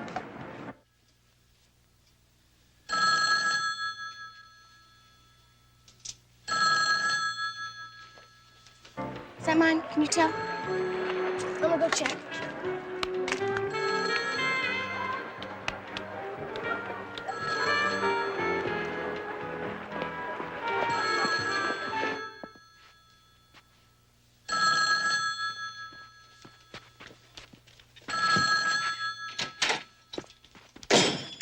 Hello? Maggie, it's me. Maggie, is that you? Yeah, it's me, Jack. Been a long time. I missed you, honey. You all right?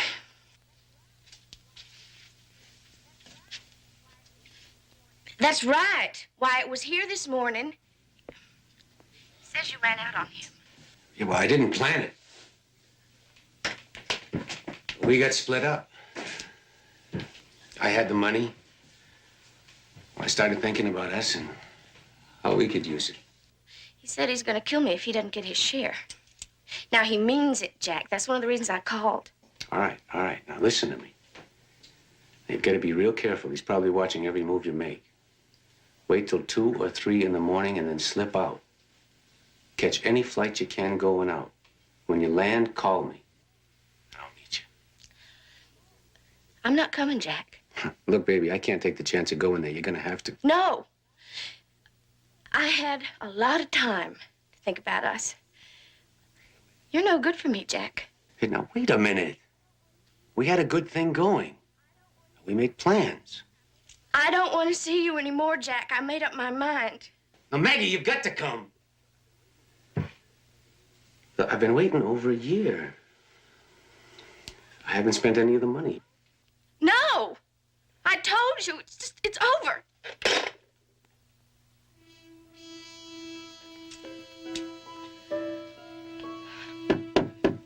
Maggie?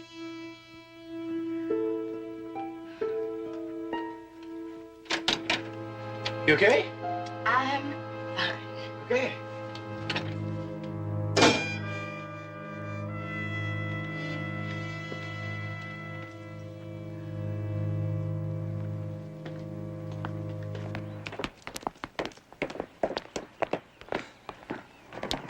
Jack, she's family. Now, there's got to be another way. Not if we're going to have any kind of life together. But knowing it was you who did it, I mean, what kind of life is that going to be? Kind we talked about. Come here. Come here.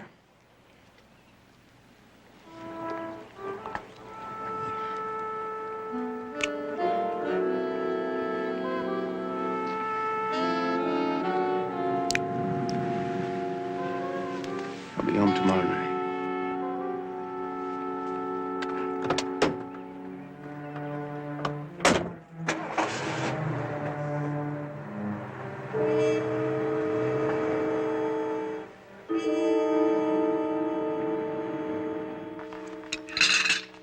You know something? You're a good cook. Sure, if you can handle a steady diet of baked potatoes and steak. Oh, no, wait, don't touch those. I'll do the dishes. Got 'em? Yeah. Maggie, tell me the truth. How come none of those cowboys were ever able to put their brand on you? Just lucky, I guess. Or unlucky, depending on which way you look at it. You mean that you were never serious? Not even once? There was one guy. I loved him. I loved him a lot. But we just weren't good for each other. Anyway, that's all over now. Mag, can I use your phone? Mine hasn't been installed yet. Sure, it's over there. Thanks.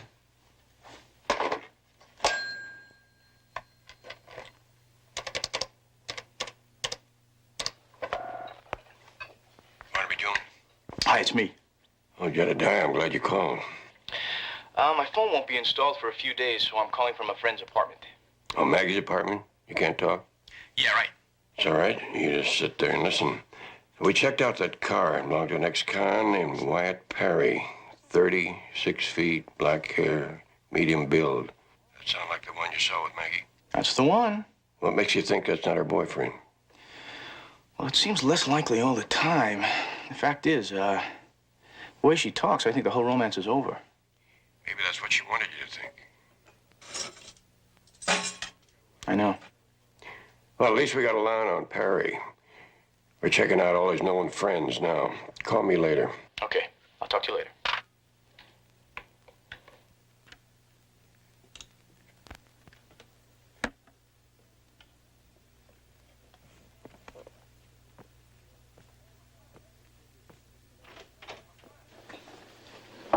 Oh, come on, enough with the dishes. Leave them for later. Okay.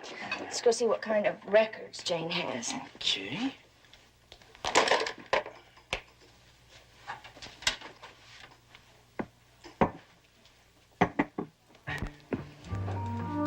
Oh, that's nice.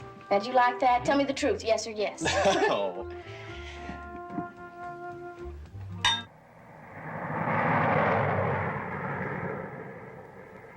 That's all he said? Then he said something about it being all over. That's got to be about Maggie and Jack. It fits with what I heard her tell Jack this afternoon. And you had no idea who this J.R. Brown was talking to? No, he was very careful. He didn't use any names. Okay.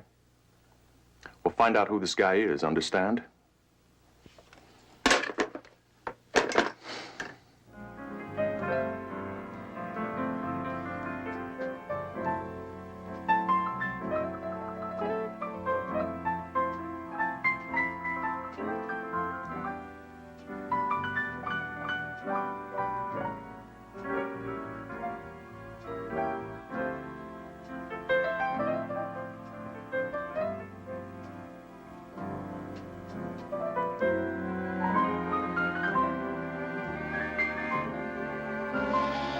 I think I better change the record. Okay, but wait a minute.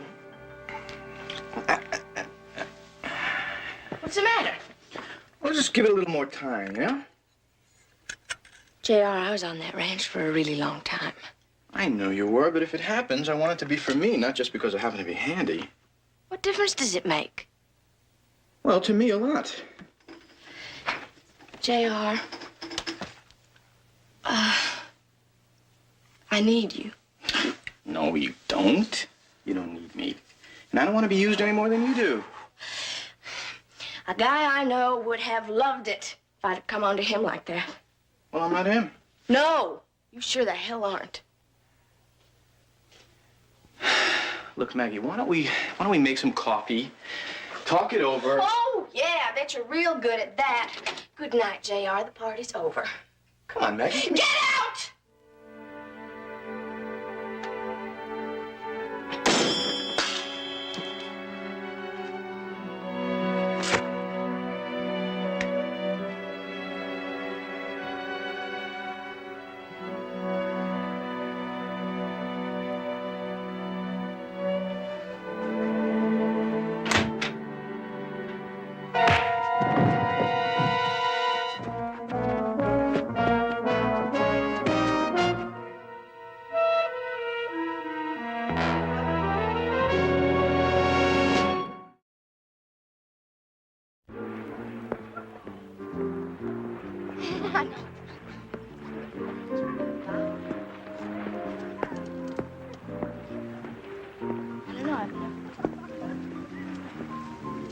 Hi, Maggie. Why, JR. Listen, I want you to meet one of the most fascinating men I've ever met. J.R. Brown, Ted Goff. Hi. How are you? Ted just moved in, too. He's got his own business, import, exports. Travels all over the world. Sounds terrific. J.R.'s still in law school. Well, the law's a fascinating field. If you can hack all of those books. Yeah, you do have to be able to read. Why don't you go put on your suit and join us? Okay, I think I will. Can I talk to you for a second in private? Sure. I guess. I'll be right back. Yeah, no sweat.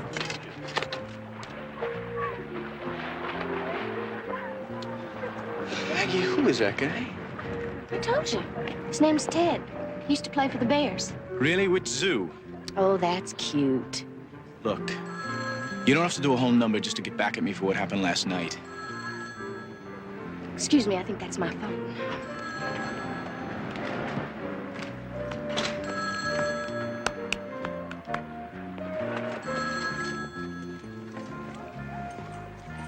Going up to my apartment for a beer. You want one? No, thanks.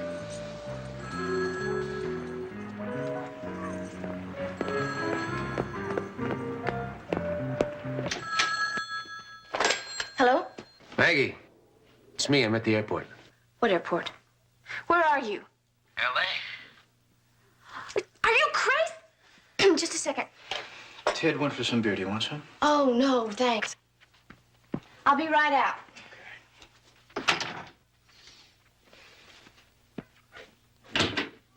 You're crazy, Jack. I told you not to come here. This just isn't gonna work. I have to see you. Now, if you're not going to come meet me, I'm coming over there. Oh, no. Please, please, please, just leave me alone. I told you I made up my mind. All right. But look, I've taken a lot of chances coming here. I just want to see you. Talk to you one last time.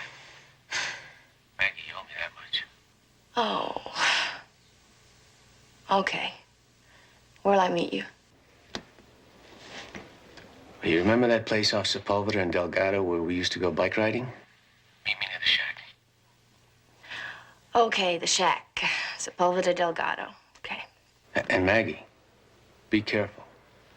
Now, Wyatt won't be following you himself, but I'm sure he'll have somebody watching you. Oh, okay. I'll leave as soon as I can.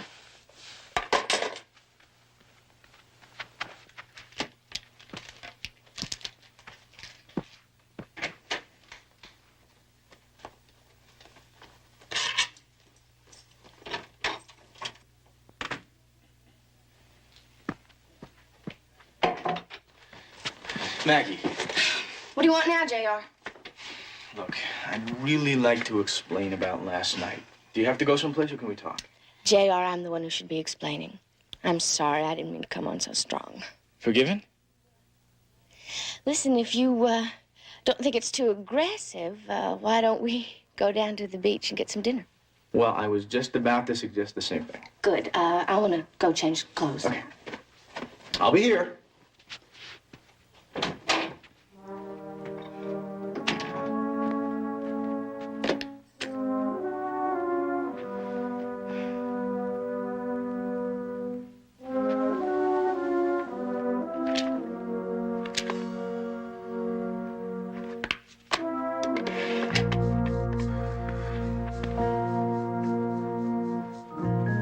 J.R. Brown, please.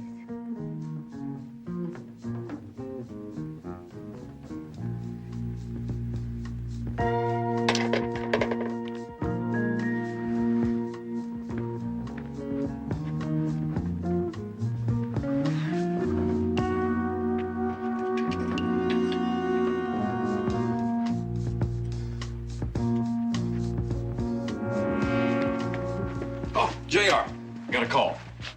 Maggie, listen, I have to go to the phone. I'll be right back, okay? Take your time. I'll be here. Okay, did they say who it was? It's a lady.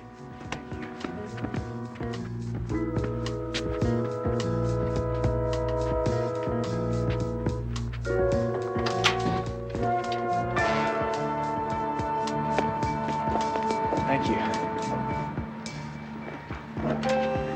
Hello? Hello?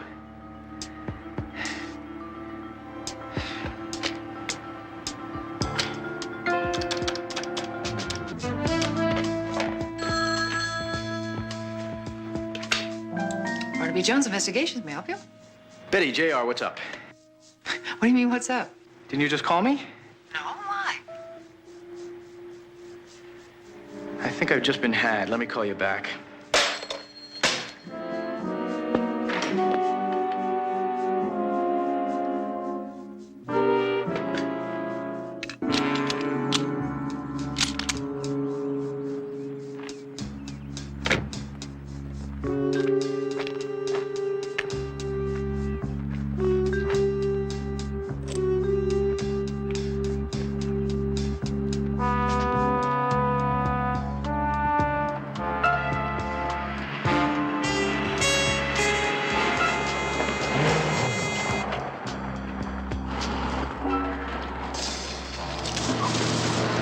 Jack.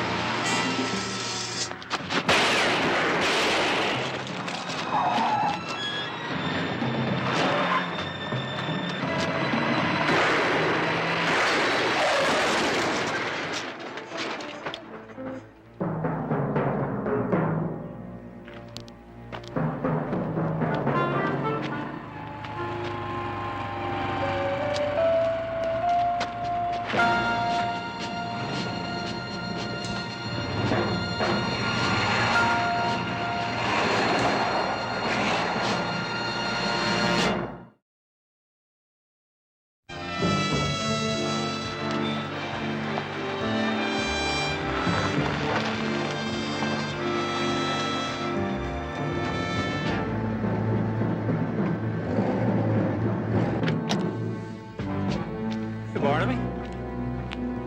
Thanks for the call, Lieutenant. What do you got? Wyatt Perry is dead. The other one, Ted Goff, probably will be. Goff, one of Perry's known associates? No. And if you're thinking that two of them pulled that Midtown check cashing robbery, you can forget it. Goff was taking an extended vacation at the taxpayer's expense. Could they have done this to each other? Not likely. We got a dirt biker here who said he saw a car speeding away from the scene. Could have been Perry's partner. We're gonna have trouble finding him now. Perry was our best lead. I don't know, Lieutenant. Still one person who could identify him. Maggie Revelle.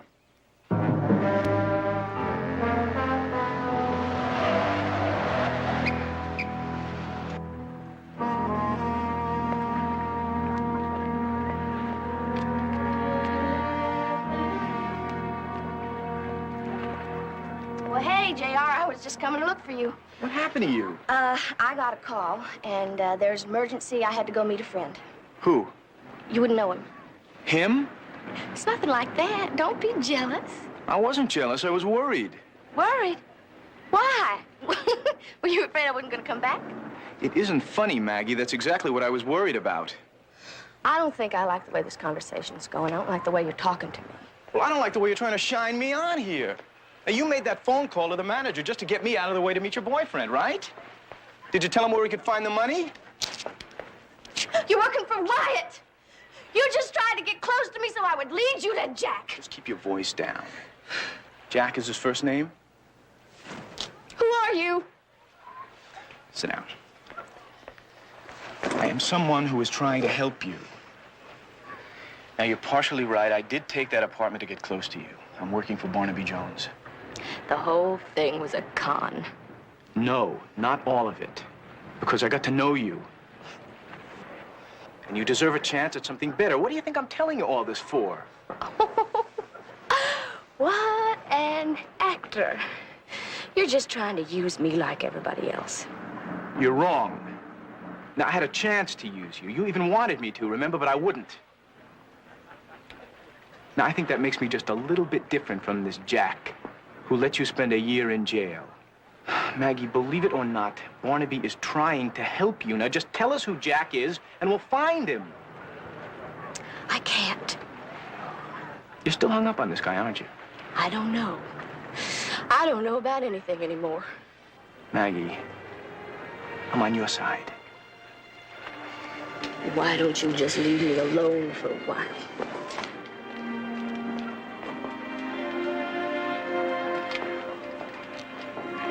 JR, there's a call. A guy named Barnaby says it's urgent. It must have been a spectacular shootout the way the ballistics boys reconstructed it. I wonder if she saw it happen. Was she upset when she came back?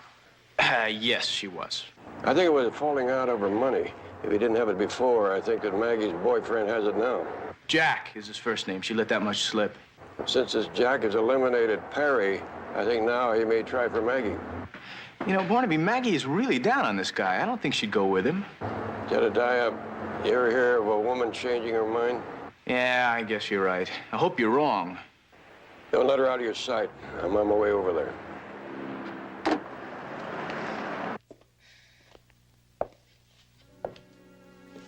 Jack? No.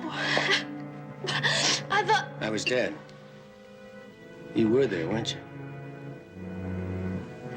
I saw the ambulance. I saw the police. Well, I don't know how they did it, but they set me up. Wyatt and another guy almost got me, too. Why did you come here in the first place? I told you not to.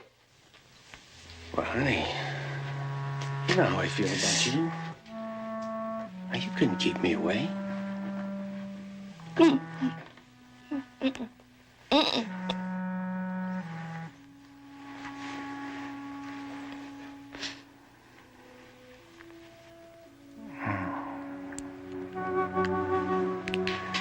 Feels good. Feels like home.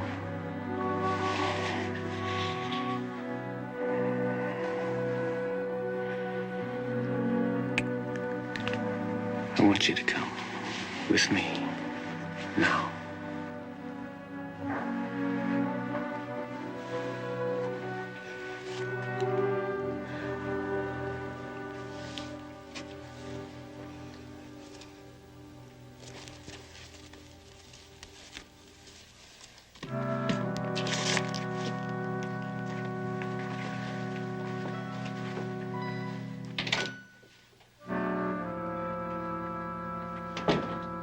car's in the garage, honey.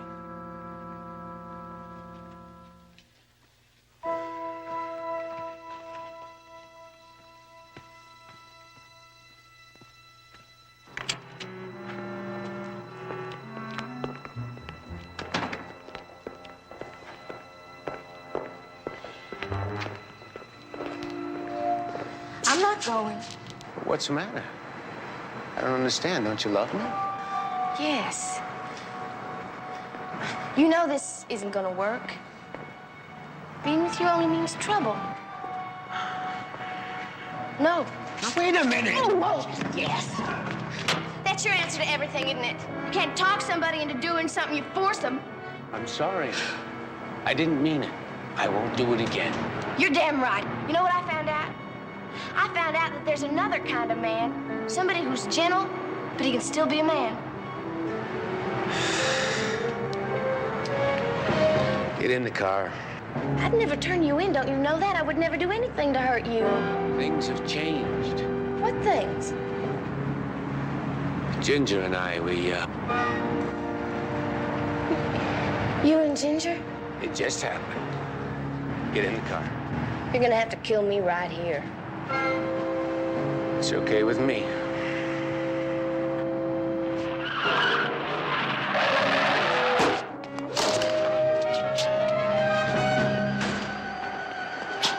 Right there, Jack. Are you okay?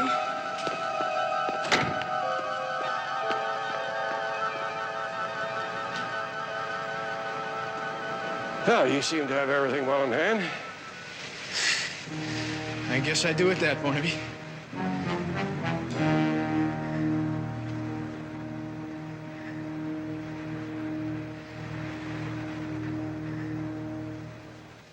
You'll have to face charges, but I'm sure that we can find you a good lawyer.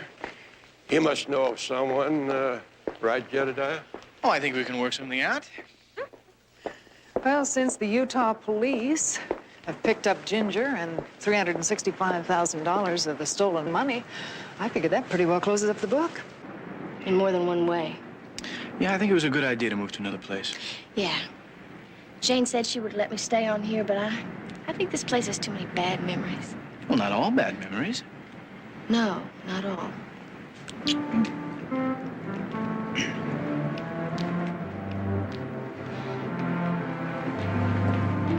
JR, you remember what you said about just letting it all happen? Yeah, I think it just happened.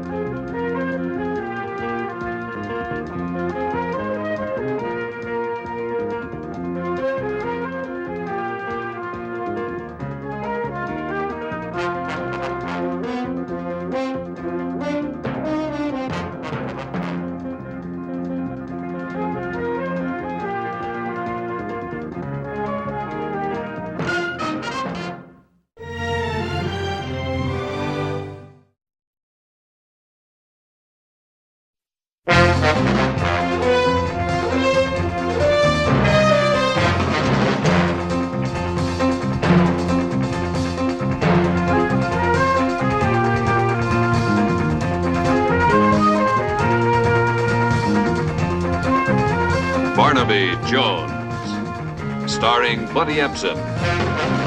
Also starring Lee Merriweather, with guest stars Eric Braden, Jamie Smith Jackson, Richard Hatch, Barbara Stewart, Nancy Wickwire. Special guest star Sharon Acker. Tonight's episode, Her Chance to Kill.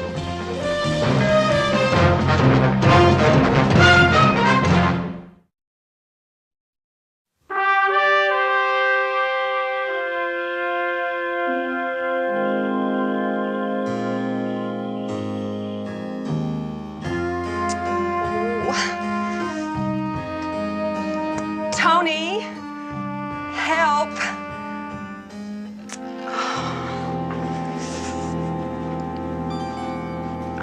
My zipper's stuck. Well, you're not even ready. I'm not going. With what I've learned about Steve and the firm, I'd be a hypocrite. Okay, drop the other shoe. What's Steve been doing? Stealing stamps? Stealing's more serious than that. For heaven's sake. Steve Kingston? I wish there were a kinder way of putting it, but there isn't. Steve Kingston is a thief. Yeah. Thank you.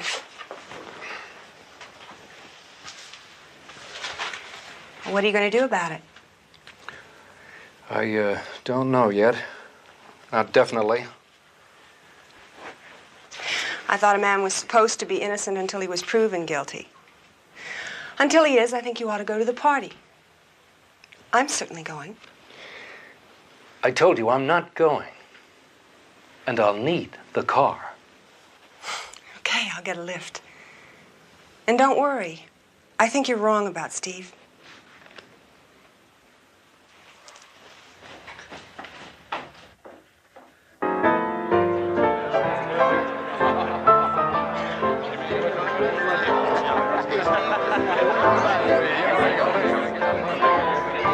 Excuse me for a minute.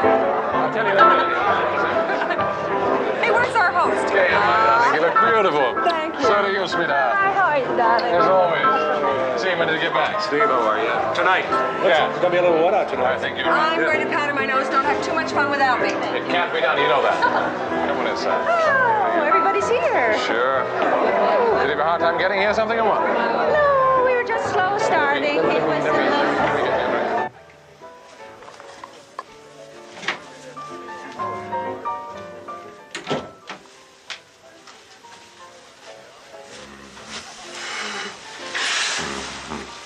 Been too long.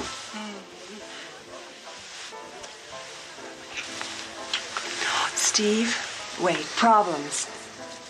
It's Tony. What about Tony? I don't know. He's uptight about something. What's bothering Tony is the fact that the firm is moving up as younger guys, and old Tony is no longer a younger guy, that's all. Old Tony is going to block your partnership. No way. He says you've been stealing. Well, is there something called the Park Estate? What did he say about the Park Estate? He says you're a thief. Well, it isn't true, is it? Why would he say such a thing? Darling, of course it isn't true. You know better than that.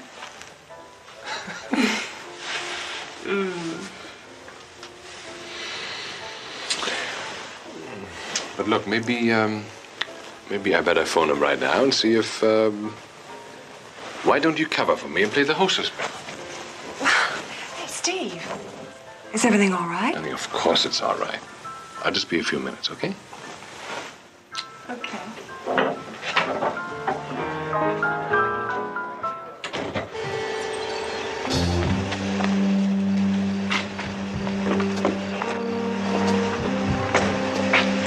Thank you, sir. Have a nice time tonight. Hey, man, can I ask you something? Not right now. I'm busy, but hang in there.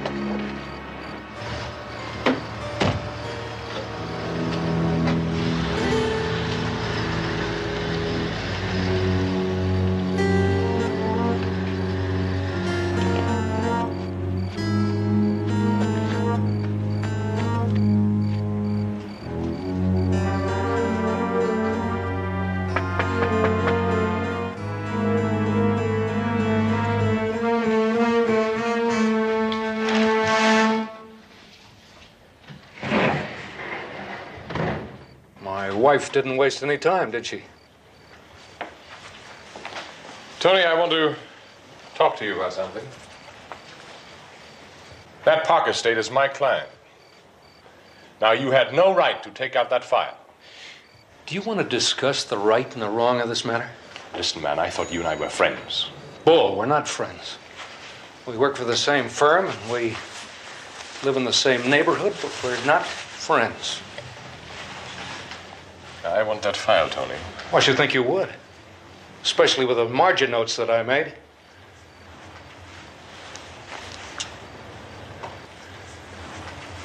You wouldn't shoot me.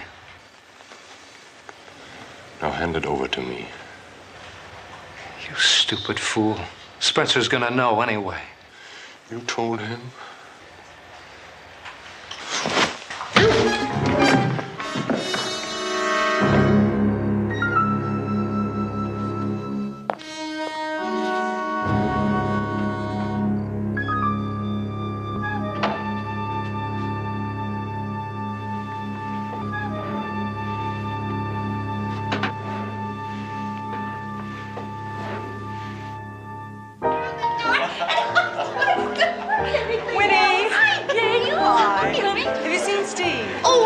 Myself, I haven't even said hello to my host. Hey, that dress is terrific. I love it. I love it. Thank you. See you later. Okay, sweetheart.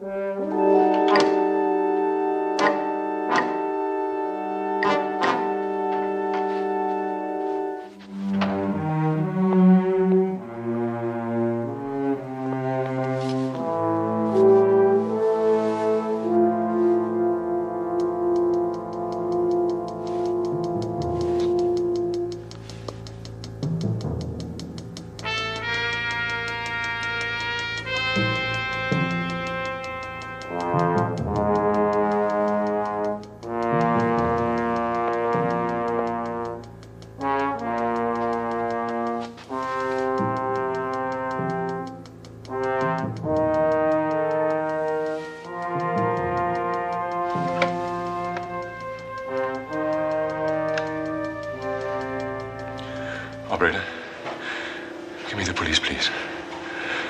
Harry, this is an emergency. For heaven's sake, give me the police.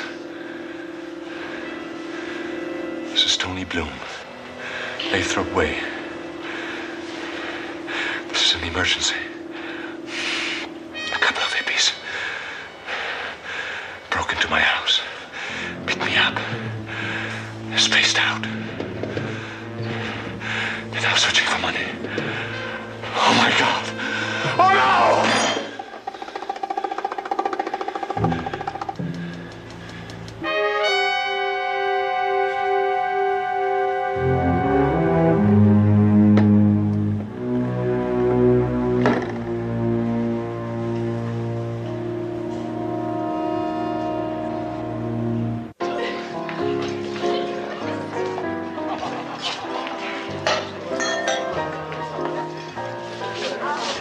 What happened to the ice cream soup?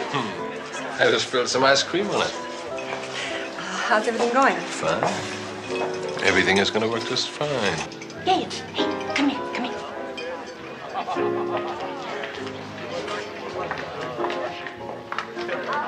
Officer, this is Mrs. Bloom.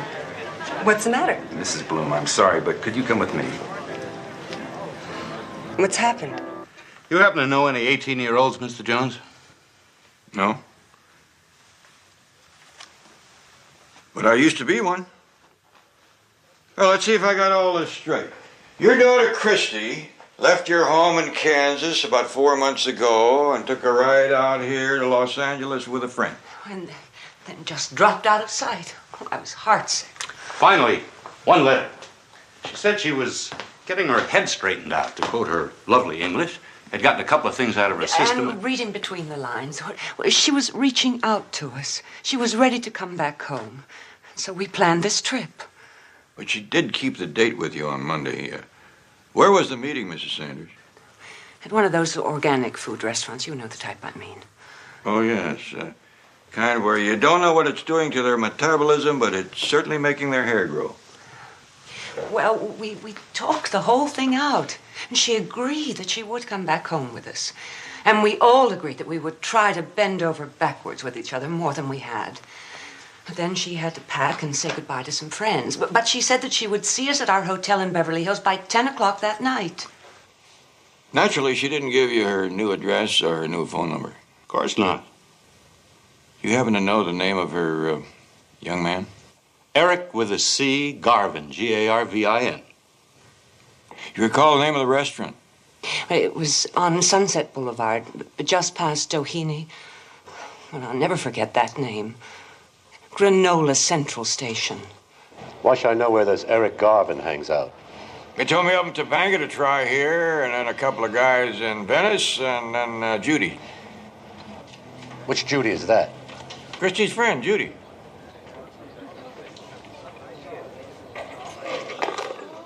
I don't know this Garvin.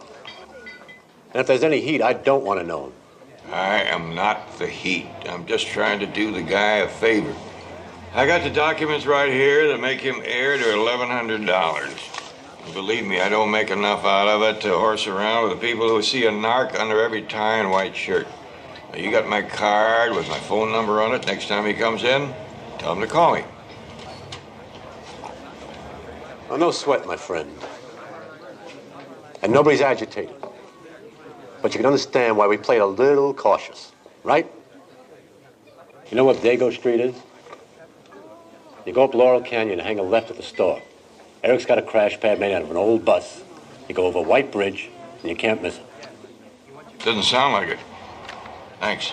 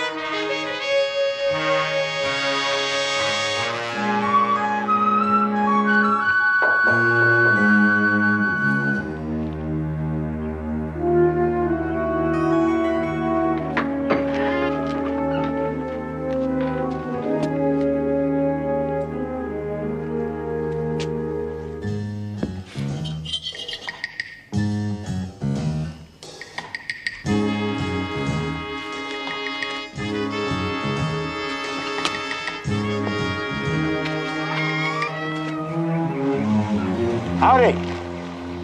My name's Fletcher. You interested in this property? No, I'm just looking for the people living here. Living? In that? There's a couple of squatters hanging around. You can guess the type.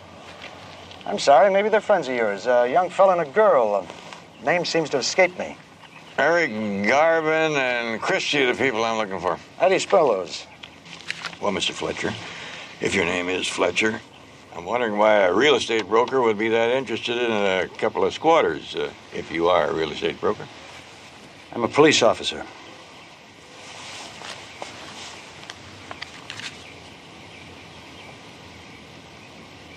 Well, Mr. Jones, what's your interest in this? I represent the girl's parents. She's a runaway. Naturally. I imagine that the department's interest is a little more serious than that. Like murder?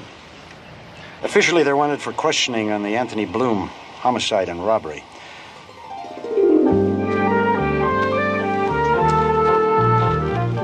Eric can't move. I hear you. He has to move, Christy. You're gonna have to split, man. Both of you. I can feel fuzz all over the neighborhood after what the radio said about him looking for a couple of street people. You better take off, Christy. You've got someplace to go. Now do what I tell you.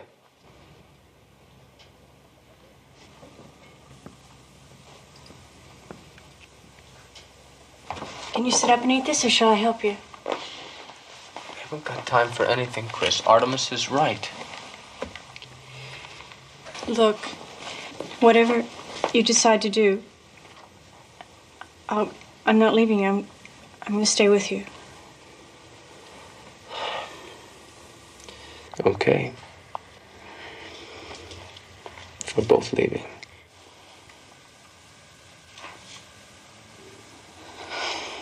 Grab your stuff. Artemis, can we use your bus? Sure, yeah. I'll tell him you ripped me off.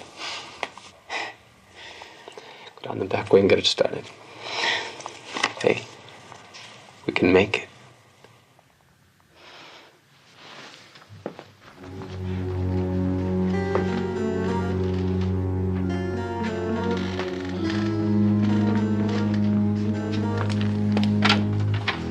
Hello, Miss Sanders.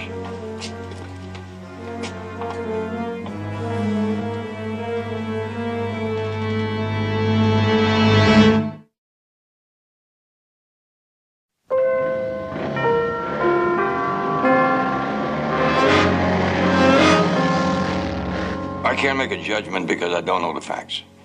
But just because I'm not a cop doesn't mean there are not cops behind me. Yeah, how close? At the health food store, tracking back just the way I did. Eric and I didn't do it. Don't you believe me? It's the truth. I mean, we couldn't kill anybody. Difference does it make, huh? I mean, we were around there and we're long-haired hippies. And that's the label, man. I mean, we're guilty, right? Anything they want to pin on us. All right, what really happened that night? Okay, you went to Eric's to say goodbye and pick up your things. Yeah, to pick up my debutante's wardrobe. Eric and I had sort of an argument. He said that I was copping out if I went back. Yeah, I'm like a stupid jerk. I started through this empty lot and I fell in the dark and my leg snapped. Thought it was ligaments or something. I didn't know it was broken. I could even put some kind of weight on it, you know what I mean? So we went back up the road to try to hitch a ride. Do you think anybody would stop for us? Then you did go by the Bloom house where the murder occurred. The only place that we stopped was this place where there were lots of people in cars. They wouldn't even let us in to use the telephone. Remember the address? It was a big party. Valet parking, you know, the whole bit. And then we went on down the canyon. His leg was hurt really bad, and we had to get to a hospital. And this guy stopped and gave us a ride. Look, this joker isn't going to do any good for us. Let's get out of here, huh? Eric, but I found out it's pretty tough trying to get your ideas across when you're running away from somebody yelling over your shoulder. The only chance we've got is to run. On one leg? You got the keys, Chris? Sure. Artie?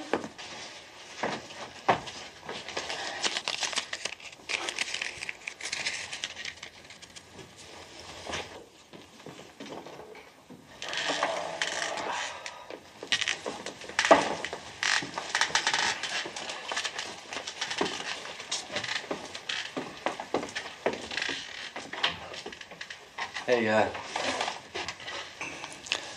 good luck, you guys, huh?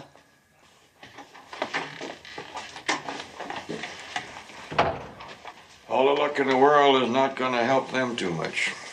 What key do you want me to wind up now, Pops, huh? Law and order? Or the younger generation and the evils of pot, huh?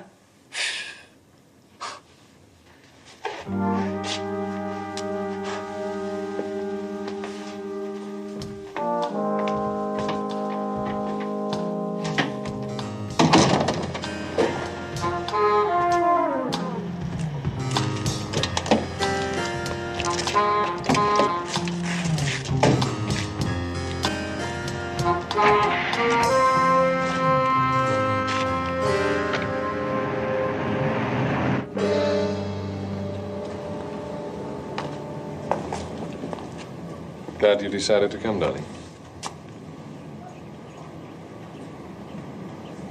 You know how sorry I am that you have to go through all this.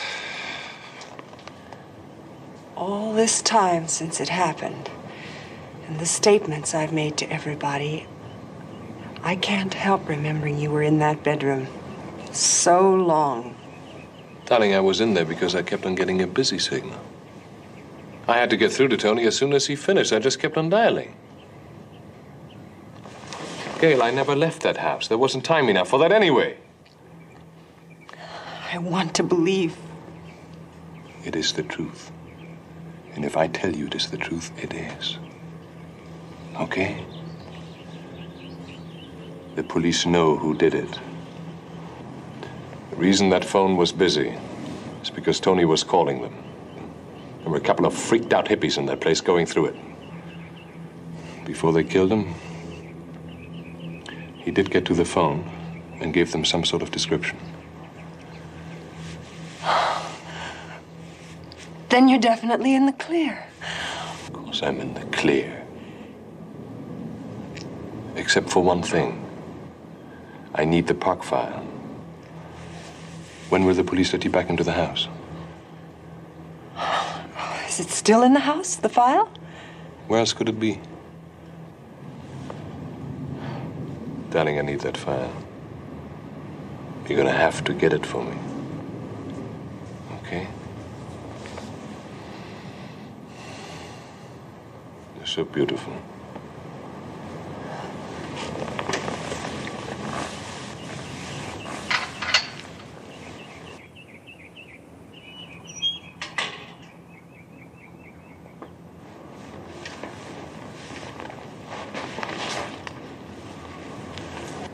Hello? Hello. I'm looking for Mr. Kingston. I am Stephen Kingston. My name is Jones, Mr. Kingston. I'm a detective. Your cleaning woman said I might find you out here. Oh. I'll see you later, Steve. You call me at Winnie's. I cleared with Lieutenant Keogh for you to get back into the house, Gail. Excuse me.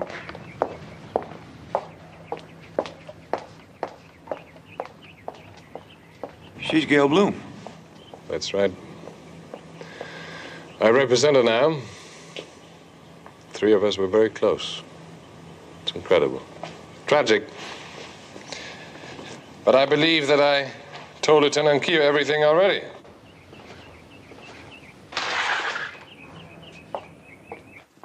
You know, the shocking thing is that it could have happened to any one of us living up here, or down at the beach, or in Beverly Hills, or any place else. Nobody is safe. Please, Jones, have a seat. Make yourself comfortable. Okay? These people, no sense of morality anymore. No qualms about breaking in, or holding a knife to your throat, or knocking you over the head. And that's what's frightening. These people? They're the two hippies. Oh, would you like a drink? No, thank you. How did you find out about the hippies? It was on the news, you know, television, too. I didn't think the case against them was that strong, myself. Why not? Well, the one with the broken leg, he couldn't do much, could he? Now, Lieutenant Keogh didn't tell me about that one. Huh. But from what I heard about the struggle that Tony Bloom put up, maybe he broke the guy's leg in the fight. Or maybe the other one actually killed Tony Bloom. The other one was a girl. Or didn't the lieutenant tell you that either? Was it a girl? That's incredible. Well, some of those girls these days, I guess you just can't tell the difference anymore, can you? But tell me, Jones, how does Lieutenant Keogh like a man on his staff to go against his own murder theory? Me? That makes you think I'm on Lieutenant Keogh's staff. You told me you were a detective. What's this all about? Aren't you a detective? Private detective. I wanted to talk to you because I was told you gave the party that night. That's right. And Mrs. Bloom was here. I mean, that's all a matter of record.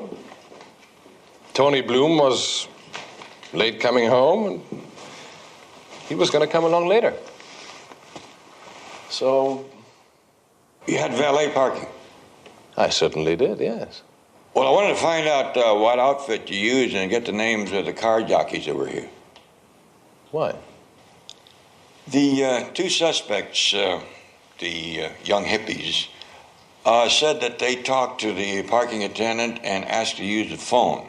Well, if they did that before they passed the Bloom house, it kind of rules out the possibility that they beat up on Mr. Bloom and murdered him, wouldn't you say? Yeah, I guess you're right. Now, what if he actually broke the guy's leg in the fight?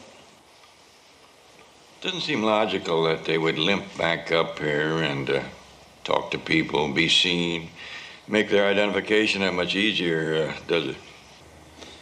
No, it doesn't. You're right. So what you want from me is the valet parking service? That's all. Be a very great help, Mr. Kingston. I'm glad to help. Chuck has his own servers. I've used him for years. Now, I got his number right here, so I can give it to you. You know the biggest problem parking cars in Southern California? Making sure your legs don't give out on you. Tower Road, Summit Drive, the old calf muscles and tendons, I'll tell you.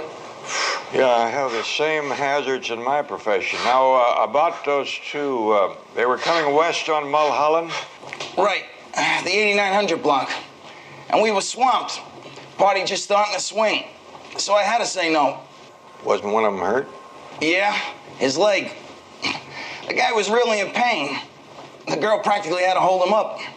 I hated to have to say no dice, but I worked for Mr. Kingston a lot, and I know he's got a short fuse. Then they went on by down the hill to the 8700 block. Yeah, they mumbled something hostile and kept on going. Would you be able to identify them?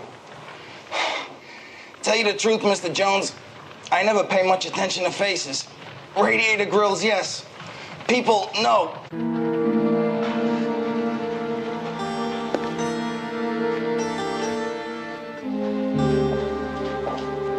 Lieutenant, I guess that cleans it up for me. Okay, Ames, I'll see you downtown. You talked to Barnaby Jones yet? Got here just a few minutes ago with that open-faced, friendly smile of his, you know. Where is he? Right here. Will, I'd like to talk to you. Have you got a minute? Just. Well, Lieutenant, I think I'll take this stuff down to the lab. So long, Ames. Will, one of the kids you're questioning is a client of mine. Tough. Which one? The girl. Well, she needs a lawyer, too. More than she needs you right now. Will, a 90-pound teenager beats a 6-foot man to death. It's a cinch. The boyfriend's holding him. Not such a cinch if the boyfriend's got a broken leg. Listen, I know they said it happened earlier. Falling down a hill or something. Do you know I can deliver a witness who will confirm it? Who? The valet parking attendant at the Kingston party. You got to him first? How come we missed him? Ames? Ames! Somebody's gonna get chopped off at the pockets. How reliable is the statement? Time checkout? Seems to. But what I really want is permission from you to talk to the Sanders girl. Sure. Listen, as long as you're laying your cards on the table, what does Eric Garvin and the Sanders girl have to say about how he got to the emergency hospital to get his leg set? Hitch. Car picked him up near Lookout Mountain. That's a lie. They stole the car, Barnaby. We found it in the hospital parking lot, covered with their prints. Thanks for telling me. Whose car? The victims. Tony Bloom.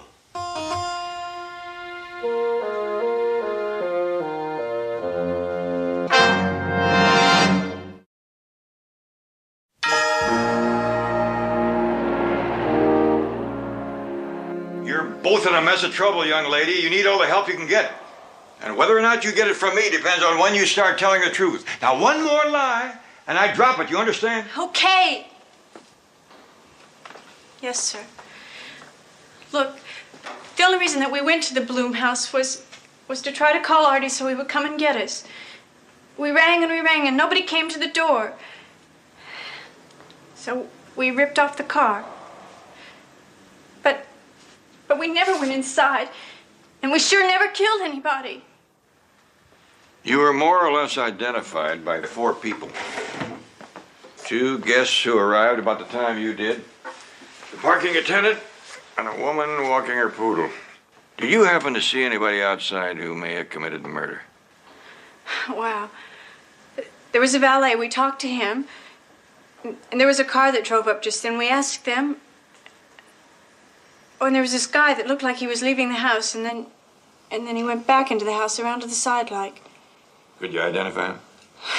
Heck no. I probably wouldn't have remembered him except that he was wearing very fancy threads. Dressed all in white. White suit. Yeah, very Marcello Mastroianni. Very cornball, Mr. Jones. Is that all you want? If that's all you can tell me. Will my mother be coming down? I imagine she can get permission. Well, I guess we'll both survive. She always comes loaded with handkerchiefs. Thank you very much, Mr. Jones. I'll be talking to you the day after tomorrow, Christy. They may have moved you by then.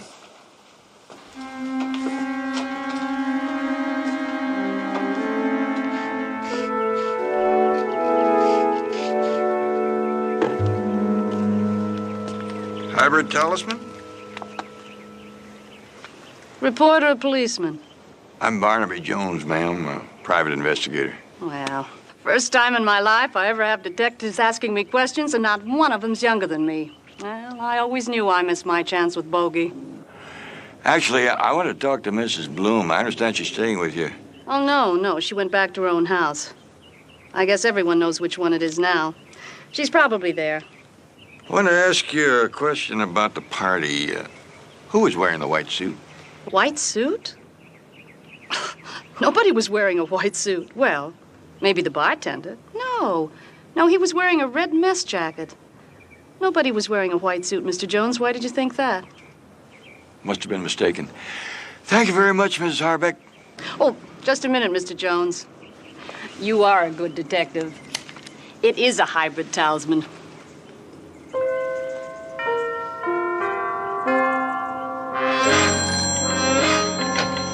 Hello. Steve? Did you find the file, darling? No, I'm still looking. I think you ought to know that detective who talked to you, the gray-haired one. Yes, what about him? He was here. He just left. He wanted to know what suit you wore at the party. So he asked you too, huh? Winnie just told me that he had been to her house. What's it all about? Oh, it's nothing important, really. Listen, maybe it's best if you don't call me, unless, well, you know what I mean. Oh, yes, I understand. And I'm still looking. Okay. All right, keep at it. Bye.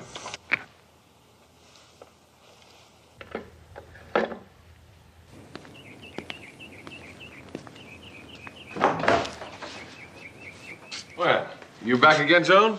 I'm afraid so for a minute. Come on in. You got a hold of Chuck all right? Oh, yeah. Did you get what you needed? Yes, fine. Thank you very much. Well, I hope you don't mind if I do my 30 laps. No, not at all. I hate to miss a day, you know. I feel the same way Mark Twain did about physical exercise. When I get the urge, I lie down immediately till it goes away. That's a good one.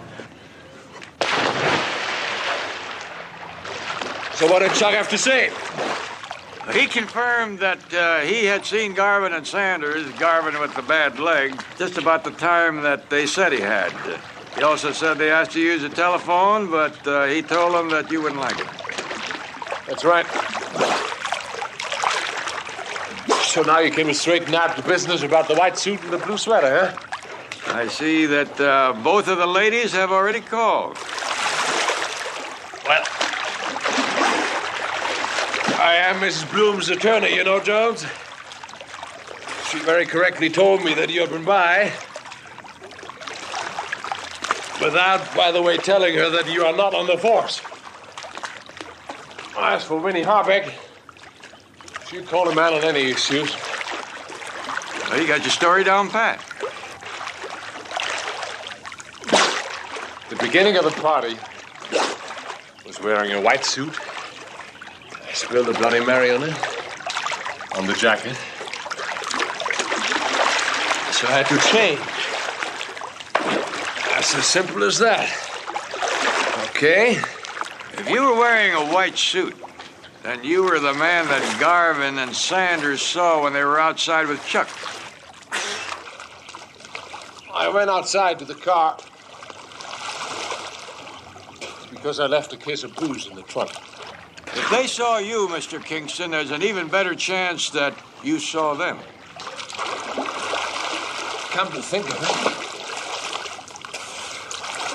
I remember Chuck talking to somebody. I just thought they were some of the guests, you know?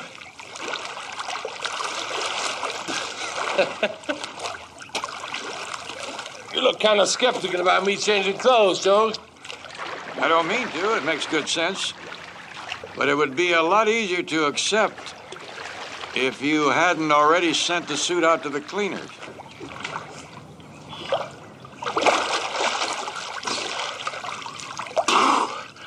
Cleaners pick up us tomorrow, Jones.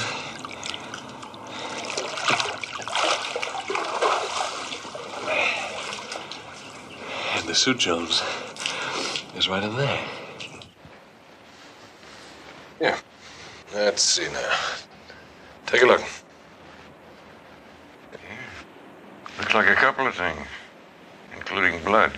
You want to take a bet, Jones? No, I don't want to bet. I got too many things on my mind. Oh, yeah? Like what? Like, let's assume that those kids did not murder Mr. Bloom. Well, as a lawyer, I'd have to say that no proper foundation was laid for that. All right, try a little foundation. The desk sergeant who took the call from the Bloom house logged a message like this. 2 guys broke into my house. They beat me. Now, wouldn't you think that Mr. Bloom would have noticed if one of them was a girl? Yeah, you think so. I think the murderer made that call. He remembered seeing those kids in this area somewhere, not too clearly, and he's trying to lay it off on them. Aha, Dr. Watson, you already tricked me into admitting I did see them. Look, I'm just noodling around with all this. I'm trying to make some sense out of it. Do me a favor, Jones. Start noodling around with something called motive for me to have killed my good friend Tony Bloom, all right? I saw the glimmer of a motive out by the pool. My, what big eyes you have, Grandpa. Gail and I embrace each other. We kiss. People do that, you know, for more than one reason. Especially if there was a death in the family. It didn't quite seem like a kiss of condolence. Or a kiss a lawyer might give his client. You are serious, aren't you? A crime of passion. How romantic. And how ridiculous. Lovers don't kill spouses today, Jones. They just move in together.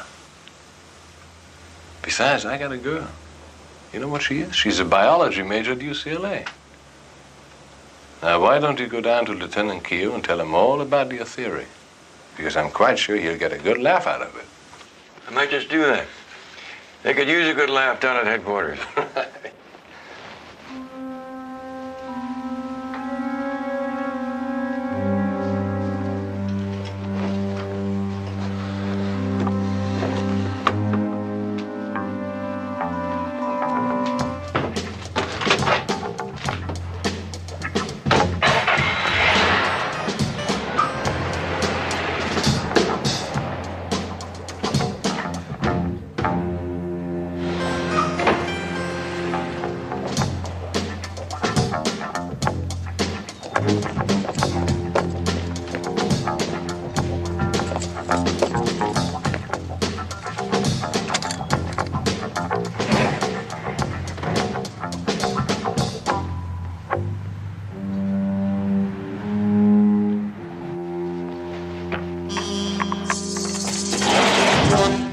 To be here.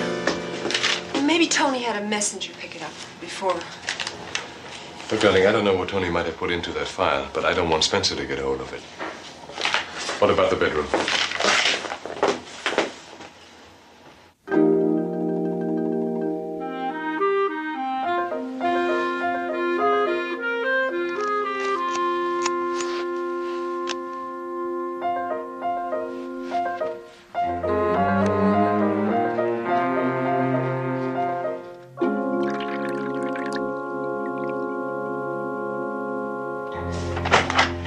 Barnaby, you told me you would stop at 7. I'm almost finished. What'd you find out? The stain on top may have been a Bloody Mary, but something tells me that underneath is blood that he tried to wipe off. Did you check out? Nope.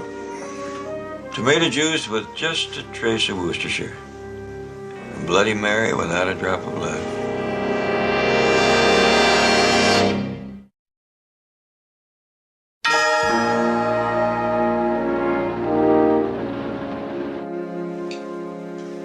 Barnaby, do you have to be told that some people in this building would call this withholding evidence? Well, how can you say I'm withholding evidence when I'm laying it right in your lap? How did you get it?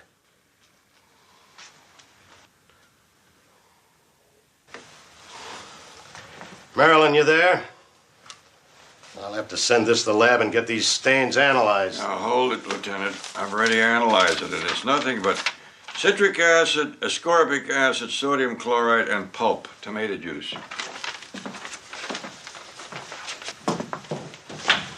Yes, Lieutenant. Morning, Mr. Jones. Morning. Tell Dr. Tamaka that the good fairy left this in a basket on my doorstep, and I'd like him to take Hold it. it. What now? You know, I struck out on the stain, but isn't this a kind of a funny thing to have up your sleeve if you've been wearing the jacket? Price tag still sewed in? He didn't wear this. Brand new, right off the rack. He set me up. You're saying he got rid of the jacket with the blood on it? The real blood. Maybe. Or maybe he wore it with a price tag in it. I've done it. How long ago? Last time I wore anything with a price tag in it was a pair of knickers that my mother gave me for Easter because she wanted to prove she could afford to give everybody a new outfit. Well, I'm sorry to say it still doesn't make things look better for those kids. About those kids. If they were dumb enough to leave prints all over the Bloom car, how come they were smart enough not to leave any prints inside the Bloom house when they were supposed to be struggling with them? Barnaby, you've got too many friends in this department. Who let you in on that? You did, Wilbur, just now. I was only guessing.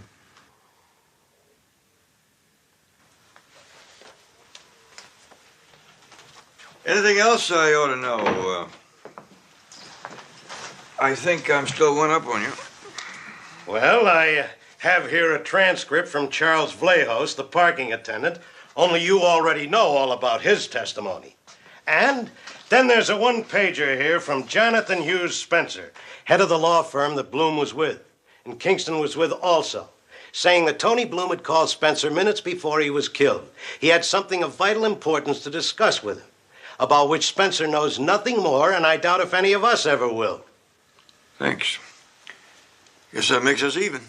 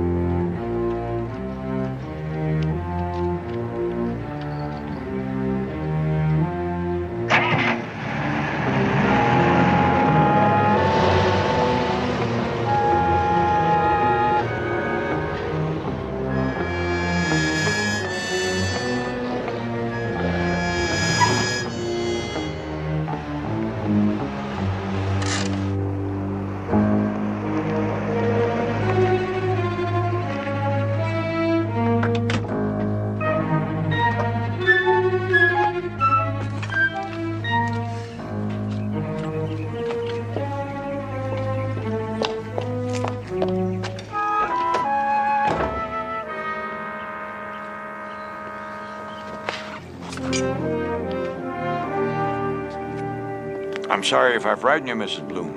Mr. Jones, I'm sorry. I don't have time to talk to you. You know what's in that?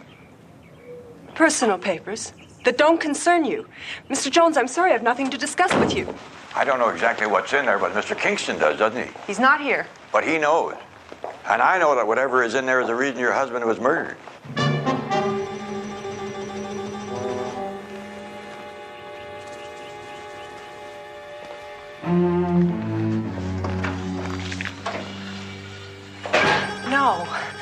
No, he was murdered by those hippie kids who broke in to rob the house. These are private papers. Mrs. Bloom, it figures that those papers are the reason your husband wanted to talk to Mr. Spencer that night. Will you please leave me alone and get out of this house? All right, if you want to shield the man who killed your husband, that's one thing. But I don't believe you do. No man goes through a rigmarole with jackets like that unless there's something pretty feathery. And he saw two men in the darkness, just as the murderer did when he called the police. Jones, put up your hands. Steve. Now move to the fireplace.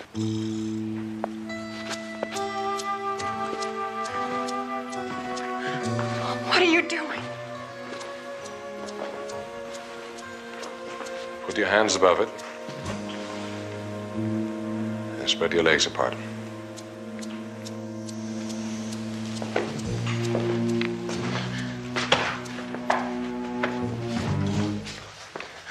Steve, what did he mean when he said... Shut up. I won't shut up. I want to know. Laying a foundation for you, Kingston. You wanted a foundation. What's the motive, Mrs. Bloom? Steve, you swore to me you didn't. Now be quiet. And open the door, Gail. Open it!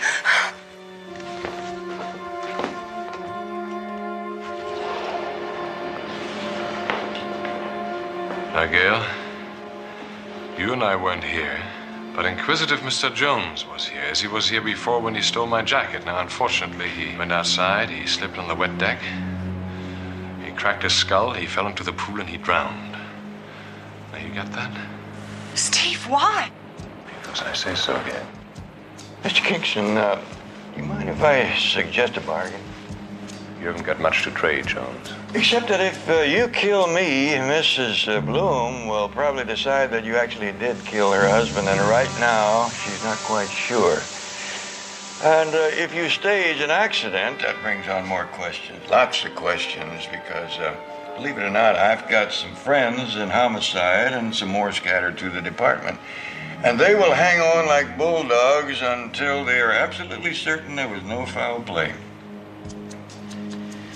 Mr. Kingston, you've got me covered. You mind if I turn around and look you in the eye?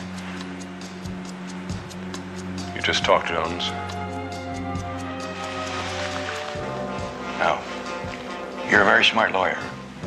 All you need is a little time. A little time in the office to straighten things out, to sort of get things in shape, in condition. Why don't we burn that report and all of Tony's notes? Then nobody will know.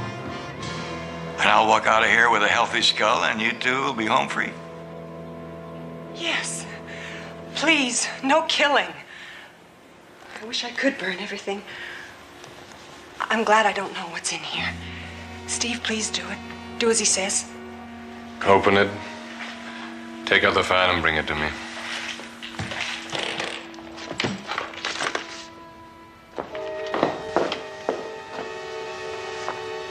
Now light it.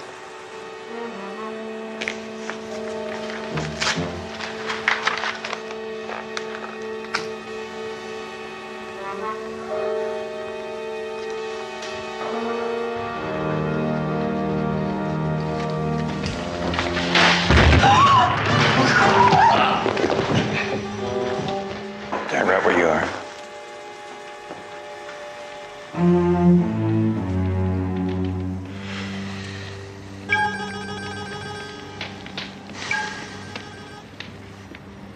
And she testified against Kingston? Mrs. Bloom did. Yes, Christy. Even true love doesn't run smooth. And theirs was kind of rough all the way.